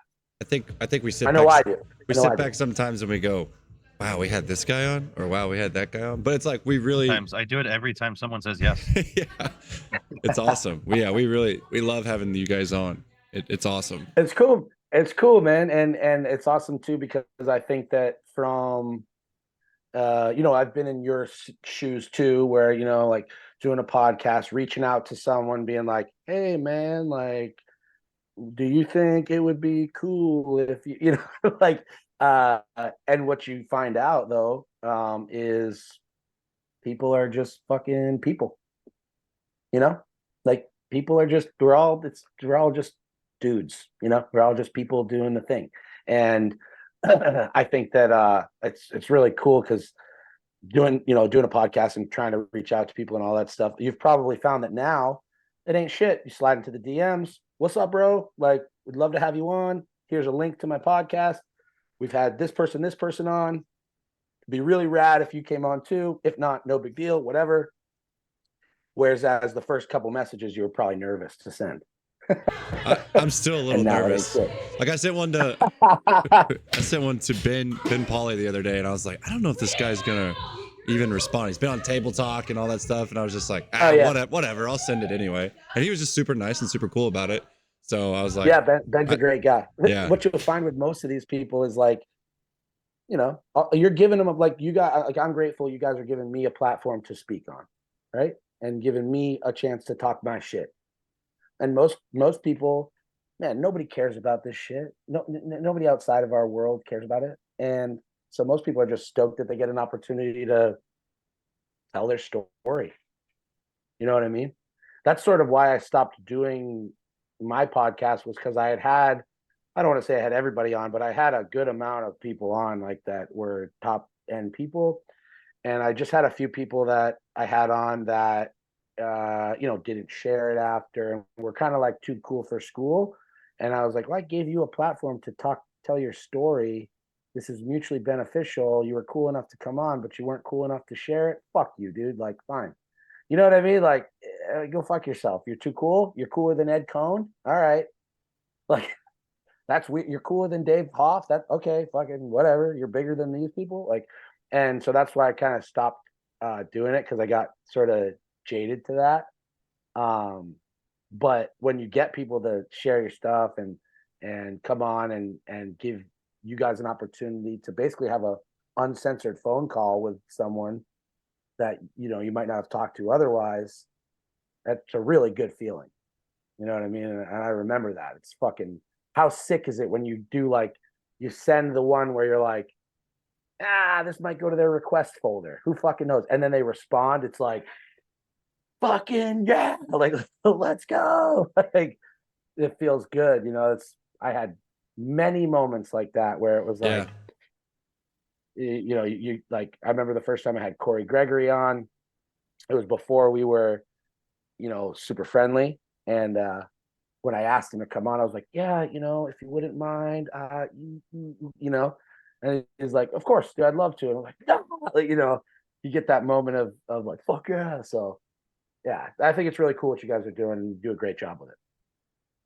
Thanks, man. Appreciate And that. now I'm done kissing your ass. Is that why? Appreciate that too. That's really why we brought him on today. For those that don't know, that's why we brought Anthony on. No. To pump If I you get up. any Yeah, of that from you in Montana, we're gonna have a problem. No, I'm just playing. I got I got an email earlier. Hey, say nice things about us. Okay, I will. I'm just kidding. That was all genuine. Yeah. I am now curious though, if in Montana, if I will get any nerves on the platform. People ask me like, you don't get nervous going out there? I go, I think compared to the local meets, I've squatted in front of more people at a Globo gym than at a fucking meet. So like, no, I didn't really ever get nervous. And I don't know, I get really bad tunnel vision too. I don't notice anything else that's going on. I get nervous for myself, not what other people will think. You know what I mean? Like the nerves, I guess having nerves and being nervous are two different things. I think the nerves show you that you still give a shit about it. But the tunnel vision shows that you know how to lock that down and be focused, right? I said the moment that I said this, you're like talking to somebody and you say something and you kind of learn something about yourself that you didn't know because you're just talking. Someone asked me if I was nervous for this meet coming up before I'd done it, and I was like, just saying, yeah, it's different because it's not a world meet and it's a local meet, so it's a little different. But I still, I get nervous. That the moment that I said the meet that I don't get nervous at all for is the meet that I learned that it's time for me to step away from this because I don't care anymore. For me, obviously once you step on the platform, I'm not nervous when I get under the bar. When I get under the bar, I'm like, I'm the baddest motherfucker in this room. Like, and you have to be that way, right? But the night before, the day of, like, I'm nervous. I tell people that all the time. And I've been doing this for a long time. I still get nervous. I still get scared. Big weights are scary. They're supposed to be scary. It's like you don't drive a motorcycle because it's safe. Drive a motorcycle because it's wild, right? Yes. And that's how I feel about for me personally with lifting weights. I think a lot of people probably don't share that same thing, but I like that it's scary. I like that the weights could hurt me. That's the point, because otherwise it wouldn't be extreme, right? Like if I felt safe every time I got under the bar, probably tells me that I'm not pushing to the level that I want to. You know what I mean? I had a moment, I tweaked my knee really bad with an 11-15 squat in training. Tweaked, like, what we ended up kind of figuring out was like tweaked my MCL, which caused like my sartorius to kind of lock down in my quad. And then I hit it so hard with rehab stuff and with a Theragun that ended up doing like some nerve damage to my leg. I lost a full inch of circumference on my left leg in 8 weeks. And this was going into WPO 2019. We were about 10 weeks out. 10 or 12 weeks out. And so I got through that meet and it was a shit show. Like the videos are fucking insane when I see like my right leg would have all of the brief bite, my left leg would have none because it got so small.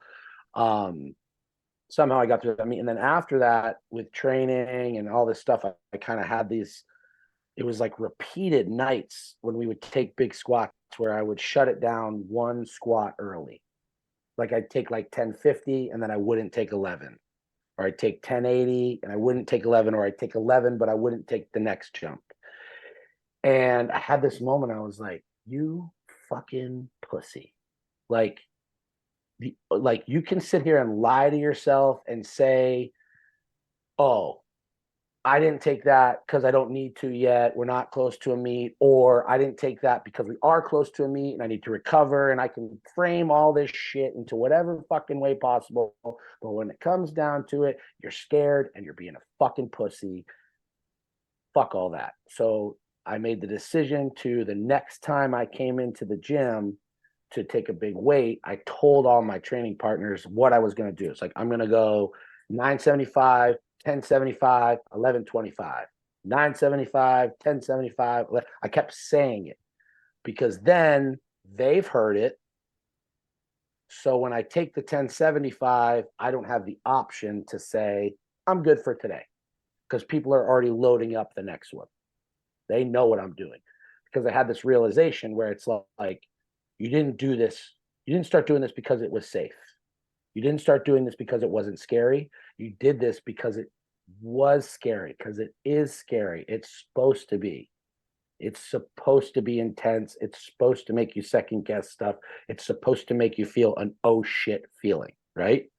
You know, that moment where you unrack a weight and you go, holy fucking shit. This is heavy. This is scary. This is whatever. Isn't that why we did this in the first place? Isn't that the point, is to push to where, like, where that line is, to find where too much is, right? And I did it, and I ended up, you know, squatting the weight and whatever. And ever since then, I got my confidence back big time. And I've had several moments in the gym where I've been like, I should just shut it down. And I'm like, nope, fuck it. Give me another one. You know what I mean? And made myself take weights that I was scared of. Because that's the point of it, right? Like, I don't know, like Michael Jordan, you know, didn't play basketball for health. Like, he did it to be the baddest motherfucker he could be, you know? I had I've got tons of stories today. I don't know, I've been a bit of a blabbermouth, but motor mouthing. So I had a moment in training for, I think it was semifinals, where I took like, I think I took like 1,050 or something, 1,060. And I was supposed to take 1110 and, or 1105 or whatever it was. And I just kept like kind of being like, oh yeah, I'll go at this time, or oh, hold on, I got to do, you know. And I kept kind of like, I was procrastinating. And I really did not want to take the squat. I just had like a weird feeling. I was like, I don't want to do this. And then I had this like moment where I was like, my guys are looking up to me to be the leader here, right? And to show how to do this. If I don't take this squat, I don't get to be that guy. If I don't make myself, then I don't get to show I'm not like everyone else. And you don't have to be like everyone else either. And I made myself take it. I fucking smoked it. It was great. Talked to my guys after. Had a nice moment where I explained to them why I made myself do it and all this stuff. They got to learn something from it. And it forced me to be like, kind of beat my chest and, you know, make myself be the man in that moment. And to me, that's what this shit kind of is all about, is like finding your limits. Because I definitely didn't get into lift weights. I didn't get into lifting weights to get smaller and lift smaller weights. Like, I got into lifting weights to get as big as I can and to lift as big as I can, no matter how scary it might be. And I think that kind of goes back to what you had asked earlier about the confidence thing. Is the only way you get yourself to do that is if you are confident in your ability, and if you're confident in the people around you to keep you as safe as possible. So that's my rant. And you're making me feel like I'm broken, because I don't get nervous on the fucking platform at all or at the meet. I'm just like, all right, it's time to fucking do this. Yo. Finally, let's get to it. Like I've been waiting forever for this. Let's go. So I'm hoping that the national one, that it's a big enough crowd that I at least get like adrenaline dump or something.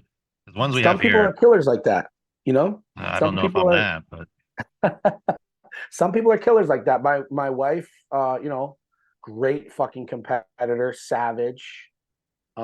She doesn't really get nervous seemingly at meets. Like she's chilling. It's fucking dick and fart jokes all day, and we're goofing, you know. yeah, And she doesn't really, you know. But in training, on the contrast of that, in training, um, she can be kind of a lunatic with herself. You know what I mean? I used to, when we first met, I used to say, like before we were dating, I used to say like Val could have a training session ruined by, this was a long time ago. This isn't necessarily the case now, but you know, Val could have a training session ruined by, you know, getting the wrong coffee and then fucking up her order. But on meet day, the world could be on fire around her, and we could be getting bombed, and she would be just fine. like the dog You know in what I the mean? kitchen that's on fire. That meme. He's just It's sitting like, there and yes, everything's fucking exactly, burning. exactly. Everything's fine. I am Yeah, in danger, right. and so it's just everybody's different, man. You know what I mean? Like, so for me, I get nervous, and that tells me I still care. Some people don't get nervous, and they care just as much as I do, but their personality is just different. You know what I think part of it is? All the training that I do is learn from the best people to do it. So it's like, well, I think they do it right, so I'll be okay. And like I just don't Yeah, even worry about it by the time I get there. yes, and isn't that? I think that's really interesting because I've had moments like that too, where when I was training with Hoff, um, people give me a hard time for referencing that a bunch, but I guarantee you, Fuck if you those train with people. Hoff for, yeah, I guarantee you, if you train with Hoff for 3 or 4 years, you'd fucking talk about it a lot too. I would tell everyone all the time, even if they didn't know who he was, I would explain to them who he was because it's the strongest motherfucker in the world, in my opinion. Like that's just what it is. Yeah, like I've literally been memed about that, and it's so funny because it's like, yeah, I'm pretty proud of the fact that I was able to train with that guy, and I learned a shit ton about it. Fuck, I lost my train of thought. I had a good one. You were talking about training with him made it so that you were probably more confident or you weren't as worried about. Oh no, this is what it was. When I'd see him do something, I had these moments where I'm like, well, he's made of the same stuff that I'm made of. We're we're the same, like we're the same species, I think. I mean, You I know? don't know if I would fall I into the don't same know about species as that. you Yeah. guys. I think you guys might be a special fucking. You guys were like made in test tubes or something. I don't fucking know, but No, it's like, you know, you look at it, it's like, well, you're flesh and bone just like me, man. And like, if you can do it, why can't I fucking do it? You know what I mean? Like, Right. why? Why not? Like, you know, um, and it's funny because you like you get around those people and you have those moments, like you said, like you get trained by people who really know what the fuck they're doing. You got nothing to worry about because they did it, so you can do it. And I looked at Hoff and all those fucking guys, and I'm just like, well, fuck, man, like he can do it, I can do it. You know, like with Danny Tinangero, he blew his knee off, tore complete rupture of his patellar tendon, and came back. And I think it was less than 2 years later, he squatted 1,000 pounds. I'm good friends with Danny. He's a human. I'm a human. If he can come back from that injury, I can come back from any injury. You know what I mean? Same thing like Seth Albersworth completely fucking blew his pec to shit. Fucked his pec up. And the other day, I think he benched 405. It's been less than a year. You know what I mean? And it's like, so, okay, if they can come back from that, you know, same thing like Jim Benson tore every ligament in his knee with, I think it was 1,040. Came back, squatted 1155 at 242, all-time world record. If those dudes can come back from that, I can come back from anything. You know what I mean? And a lot of the answers to that stuff and how you do it is just what the matter is between your fucking ears. You know what I mean? So, yeah, I totally understand what you mean when you say that you kind of don't get the nerves because you just trust the people who showed you how to do it, that they showed you how to do it right, and you're going to be fine. I totally understand that. I think Val had a lot of that with Laura Phelps, where she just like trusted that she'd be fine because Laura showed her how to do it. So fuck it, I'll be good. Yeah, how could You you know? not from the strongest woman ever? Like, Yeah. she could teach me things, and I'd fucking probably feel like Superman. You know, I think that that era of sweatshop, when Val was down there, I think it gets like overlooked sometimes because there has been some like really strong women that have come out of there since then. But at that time, it was like across the fucking board. You go to a meet and it would be that the last 5 women squatting were all from sweatshop. The last 5 women benching were all from sweatshop. The last 5 women deadlifting, all from sweatshop, and they were all from that same training group. I think social media hadn't quite. I just sold a T-shirt. I don't know if you guys heard that. Cha-ching. Sorry about that. But at that time, it was all just like bad motherfuckers in that training group. Social media hadn't quite become what it is now, where it's like so accessible, and I think it gets like overlooked. But it's like, dude, you walk in there in the morning when we were living in Cincinnati. It's like you swing through in the morning and you look, and it's like, well, there's Laura Phelps, Amy Weisberger, right? Okay, so there's 2 legends, and then training alongside of them, there's 4 or 5 women that are all capable of either world records or top 10 lifts. And it's like, what fucking planet am I on? You know what I mean? It's like you've got women in there, benching in the 4s, pulling in the 5s, squatting in the 7. Like, every girl there squatted 600 at least. Every girl there benched mid-high 3s at least. And all of them were pulling mid-4s and up. You know what I mean? And so, I think that era of sweatshop, whenever I get a chance to talk about it, I always bring it up because it's just like these fucking women. It was insane, and obviously it's been leveled up since then. But at the time, it was pretty crazy to watch. And I think people kind of missed or maybe didn't know to pay attention to it as closely. And they didn't see like what was going on there. There's some fucking crazy shit. And you know how it is, man. In training situations, sometimes you see shit that's crazier in training than you do at a meet. Sure. You know what I mean? You Yeah. see stuff that's wild. I mean, like, Val did we thought it was a popped rib, but it come to find out, we think it was a torn ab. I was in New Hampshire at the time. I get this fucking video of her squatting with 2 belts on because she felt something pop. So she's got a belt on up here. She's walking around at, probably 190 something pounds, and female, taking 5 plates and 200 and chain on an 85-pound camber bar in just briefs to a box for 2. And it's like, what the fuck is happening? Like, you know what I mean? Like, I only know a handful of dudes that can do that now that are fucking 240 pounds. And so I think sometimes it's crazy in strength sports because, like, if you're not there, sometimes you miss some of the shit that's like absolutely fucking psychotic. Like, if you want to see some cool shit, I don't know if she'll get mad at me for saying this. Go on my wife's Instagram and fucking just start scrolling. Just start looking at stuff, because everything from stuff that happened last year to stuff that happened 5 years ago, you'll see shit that'll be like, she did fucking what? And most of the women from that era, you could do the exact same thing and just see shit that like guys that you train with can't do. We have a training partner who wears her bench shirt, her old bench shirt, and her old squat suit.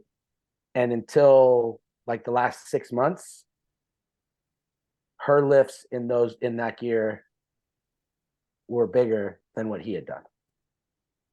So he would say like, I've got to squat more in this suit than Val squatted. Like, like I have to bench more than she benched. Like, Right. This is a problem that I haven't, and it took him a while to do it. He just recently did it. And I think that shit's wicked cool. Obviously, I'm biased because she's my wife. I think she's sick as fuck. But there's tons of women with very similar stories in our strength community that have just done psychotic shit that kind of just gets overlooked because the boys end up just being a little louder and wilder looking. It's funny you know, say it's that really interesting. Go ahead. Oh, go ahead. You can finish. I was just gonna say, like, it's, you want to see something that's wild, go look at the WPOs and watch the women and then watch the men.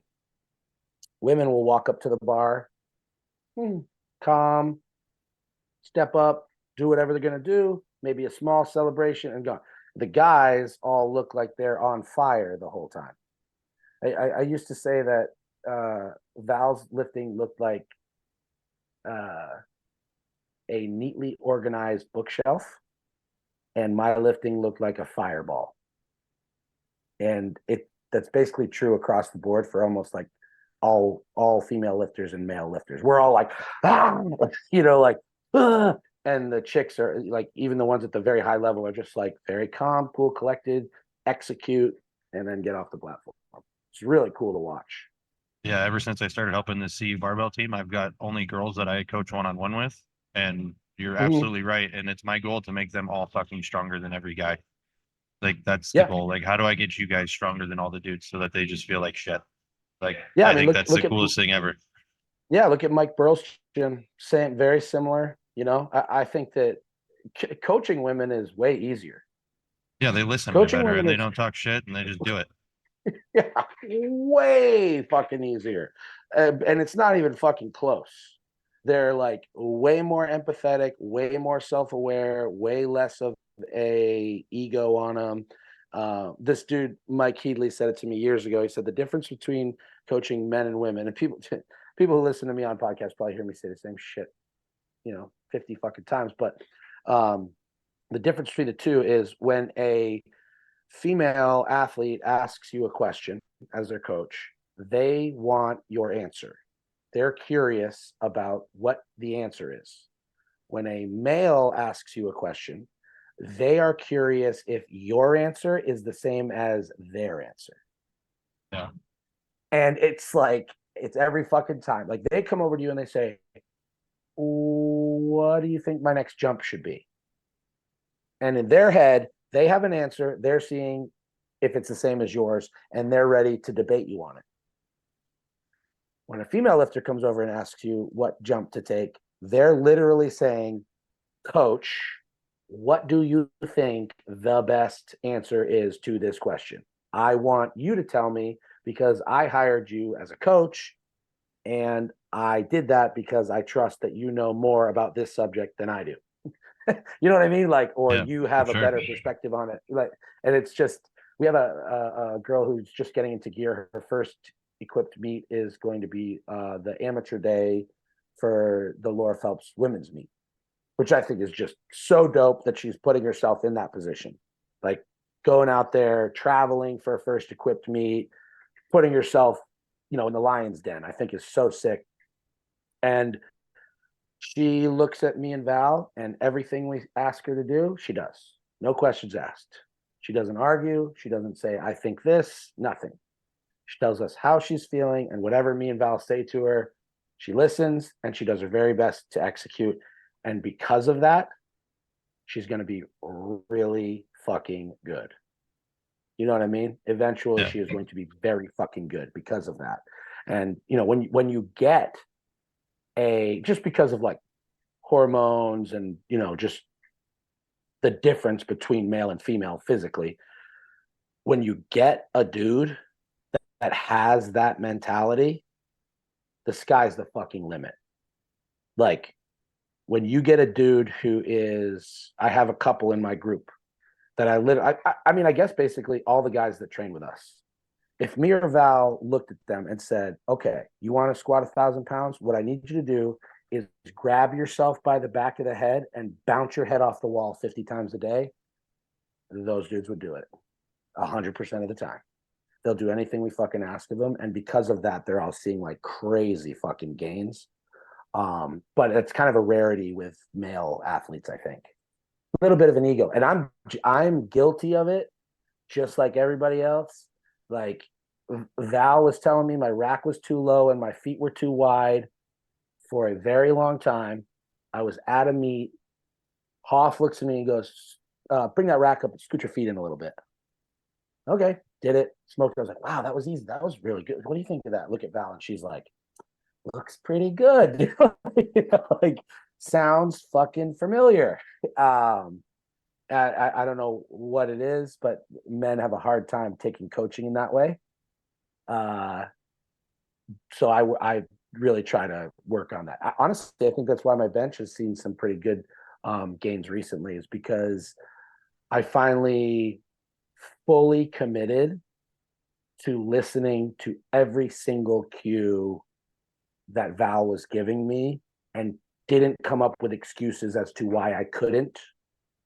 I just said yes and tried my hardest to commit to doing what she was seeing and what she thought. And because of that, my bench is, I don't know if you saw it, I fucking blasted 600 at that meet. My best single ply bench up to that point was 522. And I took 600 and fucking threw it through the fucking ceiling. It was a total joke. Like, I took 645 off of one board in training in a single ply shirt. My best single ply one board at the time was 530. The 115 pound fucking PR. And all the difference, the literal difference was, instead of saying, when she said, I need you to stay up bigger in the bottom, I need you to drive through your heels and really think of like that extra half inch at the bottom, really being patient, instead of me saying, I know, but I can't because, I just said, yes, you're right. It's a pain in my ass, but you're right. And because of that, my bench has gotten much better. So, circling back to the hey, Laura thing. Oh, go ahead. go ahead. Yep. No, go right ahead. Go right ahead. Do you think she has one of the better training environments like Louis had at Westside? Like, do you think she carried a lot of that culture with her and is able to recreate a similar type of thing? So I can't speak of what's going on now because I haven't been there in years. But I can say that I can say that when we were there, as far as women, unmatched. Haven't seen anything like it. The attention to detail was psychotic. Like, at Westside, if we were doing sets of 10 of something and we got 10 reps, more weight went on the bar. At Sweatshop, if they got 10 reps, but the last two were not technically sound, weight came off the bar.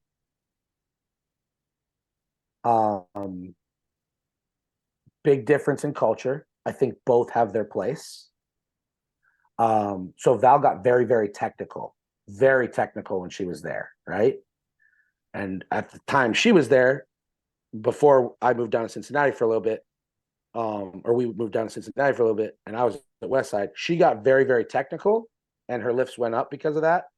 I got very, very strong because of the Westside stuff, because it was just bulldog craziness always, right? When I went down there, and we were both training at Sweatshop, I didn't have as big of a training group. It was just me and Connor's fiance at the time, or Laura's fiance, Connor, at the time. And I would literally be in a monolift, and it would be Val on the hooks, Katie Brent on one side, Laura on the other, and they're all just telling me like everything I'm fucking doing wrong. Literally. It's just like, stand over me. I started hashtagging team frustrated for a long time, because there's just everything I did was like, nope, this, no, this, which I'm grateful for, right? And so we had that. And then when we moved back to Columbus and started training at Westside again, and with Dave, and eventually at the Doghouse, Val was thrown into an environment that I was very comfortable in, and she hadn't really experienced, where it was just like, nah, put a fucking plate on. Like, shut up and do another rep. Like, it turned into that. And because she had the technical base from Laura's, plus that sort of bulldog crazy mentality when she came back to night crew group, her lifts took another jump. And mine took another jump because I had gone to the technical aspect. And then when I showed up there, I was getting the cueing from Dave, but also I was getting the culture of more weight, you pussy. And I saw a jump from it. So yeah, I think that because Laura at the time, now she's more active on social media. At the time, she was a little more quiet. I think it got kind of overlooked how good the culture was there for women. But at the time, they hadn't really produced many. They had a couple of strong guys, but nothing like super crazy. I think the biggest squat on the board was like 10-10, which obviously is strong. Don't get me wrong, but it wasn't like blow your mind. And it kind of got overlooked, I think. But yeah, the culture that Laura had there is incredible. From what I understand, it's very good still. She's got some fucking killers over there, when it comes to females. Just from what I see online, she's got a couple. And then the women that she coaches online, like Deanna, I mean, Deanna is fucking insane. She squatted like, I forget what she did at that last meet, but she beat Laura's best coefficient that Laura ever had. I coach her husband, Kyle, or her boyfriend, and that woman is then like, she'll be the one that, like, she will talk about Deanna the way that we talk about Laura, if I had to guess, eventually. Like, she'll be the one. I don't know if you're familiar with her, but it's fucking insane. Like, regularly pulls 5 plates against mini bands. Like, yeah, at like a light 98. Like, she is very fucking strong. So yeah, I think Laura did a really good job with the culture over there. I think she's moved sort of gyms. They're at Tiger Fitness now, but I don't really know. But I could definitely say that she basically she did what Dave did when we left Westside and went to Doghouse, like took the good parts of Westside, left the bad parts, or not the Right. bad parts, just the parts that we didn't want, Sure. And when you can do that, and then that's what we've done out here, with our gym, to kind of circle, bring it full circle. Cause I got to jump off. I got to go meet my mom. But, we've tried to take what we've learned from Laura's gym, what we learned from Westside, what I learned from Louie, what she learned from Laura, what I learned from Dave, and taking these things and took everything that we liked about it. And those are the standard that we hold our guys to. And because of that, like, our culture at our gym, to me, is unmatched. I'm biased, obviously, but what we have going on with our guys in our gym and our group, even the people that aren't in my direct training group or just powerlifters at the gym, the culture bleeds into that too, and it's fucking awesome. If you come in on a Tuesday, Thursday night, which is like, we don't train on Tuesdays or Thursdays, we coach people on those nights, and that's when those powerlifters that are training, you basically have a very similar vibe to when we're training, just the weights are a little smaller and they're taking coaching from us instead of each other. But yeah, like, you could create any culture that you fucking want. I know you guys have your gym out there, and I know you putting on the APO meets and all that stuff. Whatever culture you want, you can have, because you can curate it. It's just, you can curate your Instagram feed to be whatever you want. You can curate your culture in your gym the exact same way. I think Gary Vee says it: hire fast, fire faster. That's how I treat my group. And that's how I treat my gym. Everybody's welcome. And the moment that I feel like you're a rotten apple, you're out. And I'll throw, like Louis says it in the documentary, like, I'll throw the baby out off overboard if it'll save the ship. And we've really, I think we've done an awesome job creating a culture that I'm very fucking proud of, within our gym and within our training group. And I think people take note of that, and I have to give credit to Mike Burrell, because he had more. I had never been the guy. I had never been like the guy in the group. I wasn't allowed to be the guy at Westside. just based on, social stuff. And then in Night Crew, like obviously like Dave is the guy, who the fuck am I, but Mike Burrell has really helped me with how to, with how he dealt with like cultivating the culture that he wanted in his gym. And we don't have the same culture, but he helped me with how to create what I wanted. So definitely have to give him credit with that too. I love Mike Burrell. I know you guys have had him on here. He's one of my best friends, and he's probably the most principled person I've ever fucking met. I think we got to get you and Mike on at the same time. I think that'd be fun. Bro. Our text message threads are not suitable for public consumption. That's how we feel. When we go through his memes, we go through his stories, and all the memes that he puts on his stories, I'm just like, man, this guy is in a different realm. Dude, he's the maniac. I love him. And we had a bit like years and years ago, we had like a falling out. This is the type of dude he was. We had a falling out. We didn't talk for like over a year. I didn't know him as well at the time. We had a falling out, big argument. And I was on a post that another friend of mine had made. And then I see Mike's tag come up, and he said something about me in the comments. He was like, oh yeah, Anthony's a great guy. So I messaged my homie, and I was like, you talk to Mike? Like, the fuck is he talking about? He's like, oh, are you not homies with him? And I'm like, I haven't talked to that dude in however long. And he was like, he's never said anything but good things about you. And I was like, fuck. All right. So then I had to call him and be like, let's squash this shit. And now he's like one of my best friends. Like, we regularly have like pretty intense heart to hearts telling each other how much we fucking think of each other.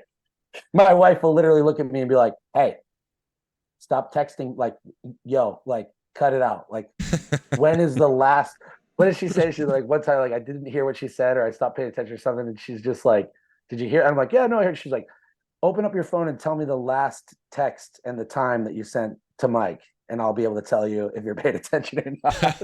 Like, fuck, she got me. That's good. So yeah, I wanted to make sure that I gave him a shout out because he's just such a good dude. So, but yeah, I gotta hop off. I gotta go meet my mom for lunch. But I really appreciate you guys having me on. Do you mind if I plug a few things? Plug whatever you want, brother.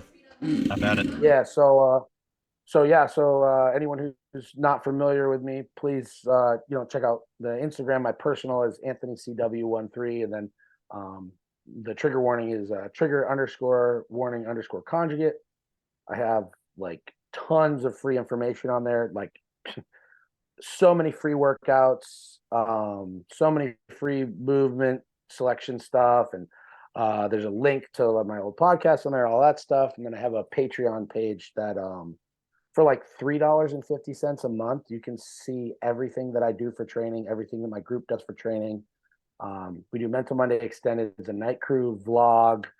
I do like little mini podcasts based on articles that I write. The articles are free. They're on my website, twcstayhated.com. And yeah, and then the Anchor Athletics page, Anchor Athletics NH, is the tag. My wife runs that page. People always message it and will be like, "What's up, bro?" Like, ugh. They think they're talking to me, but it's my wife that runs it. So if she doesn't hit you with the metal emoji, it's not me, it's her. And so make sure you follow that stuff. And then I think that's basically all I have to plug. Yeah, we got. When does this drop? Does this come out today or later this week? Yeah, I'll have it out today for sure. Okay, cool. Yeah, so we just did a t-shirt drop last night. We're almost sold out. There's some left over, but then I just got the mail came in, so I've got 3 new shirts dropping. Not this coming Friday, but the Friday after that.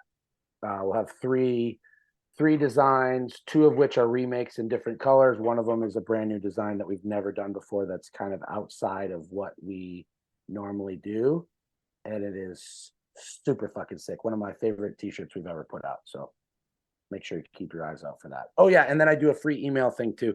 So if you sign up for the free email, you get 4 weeks of free programming.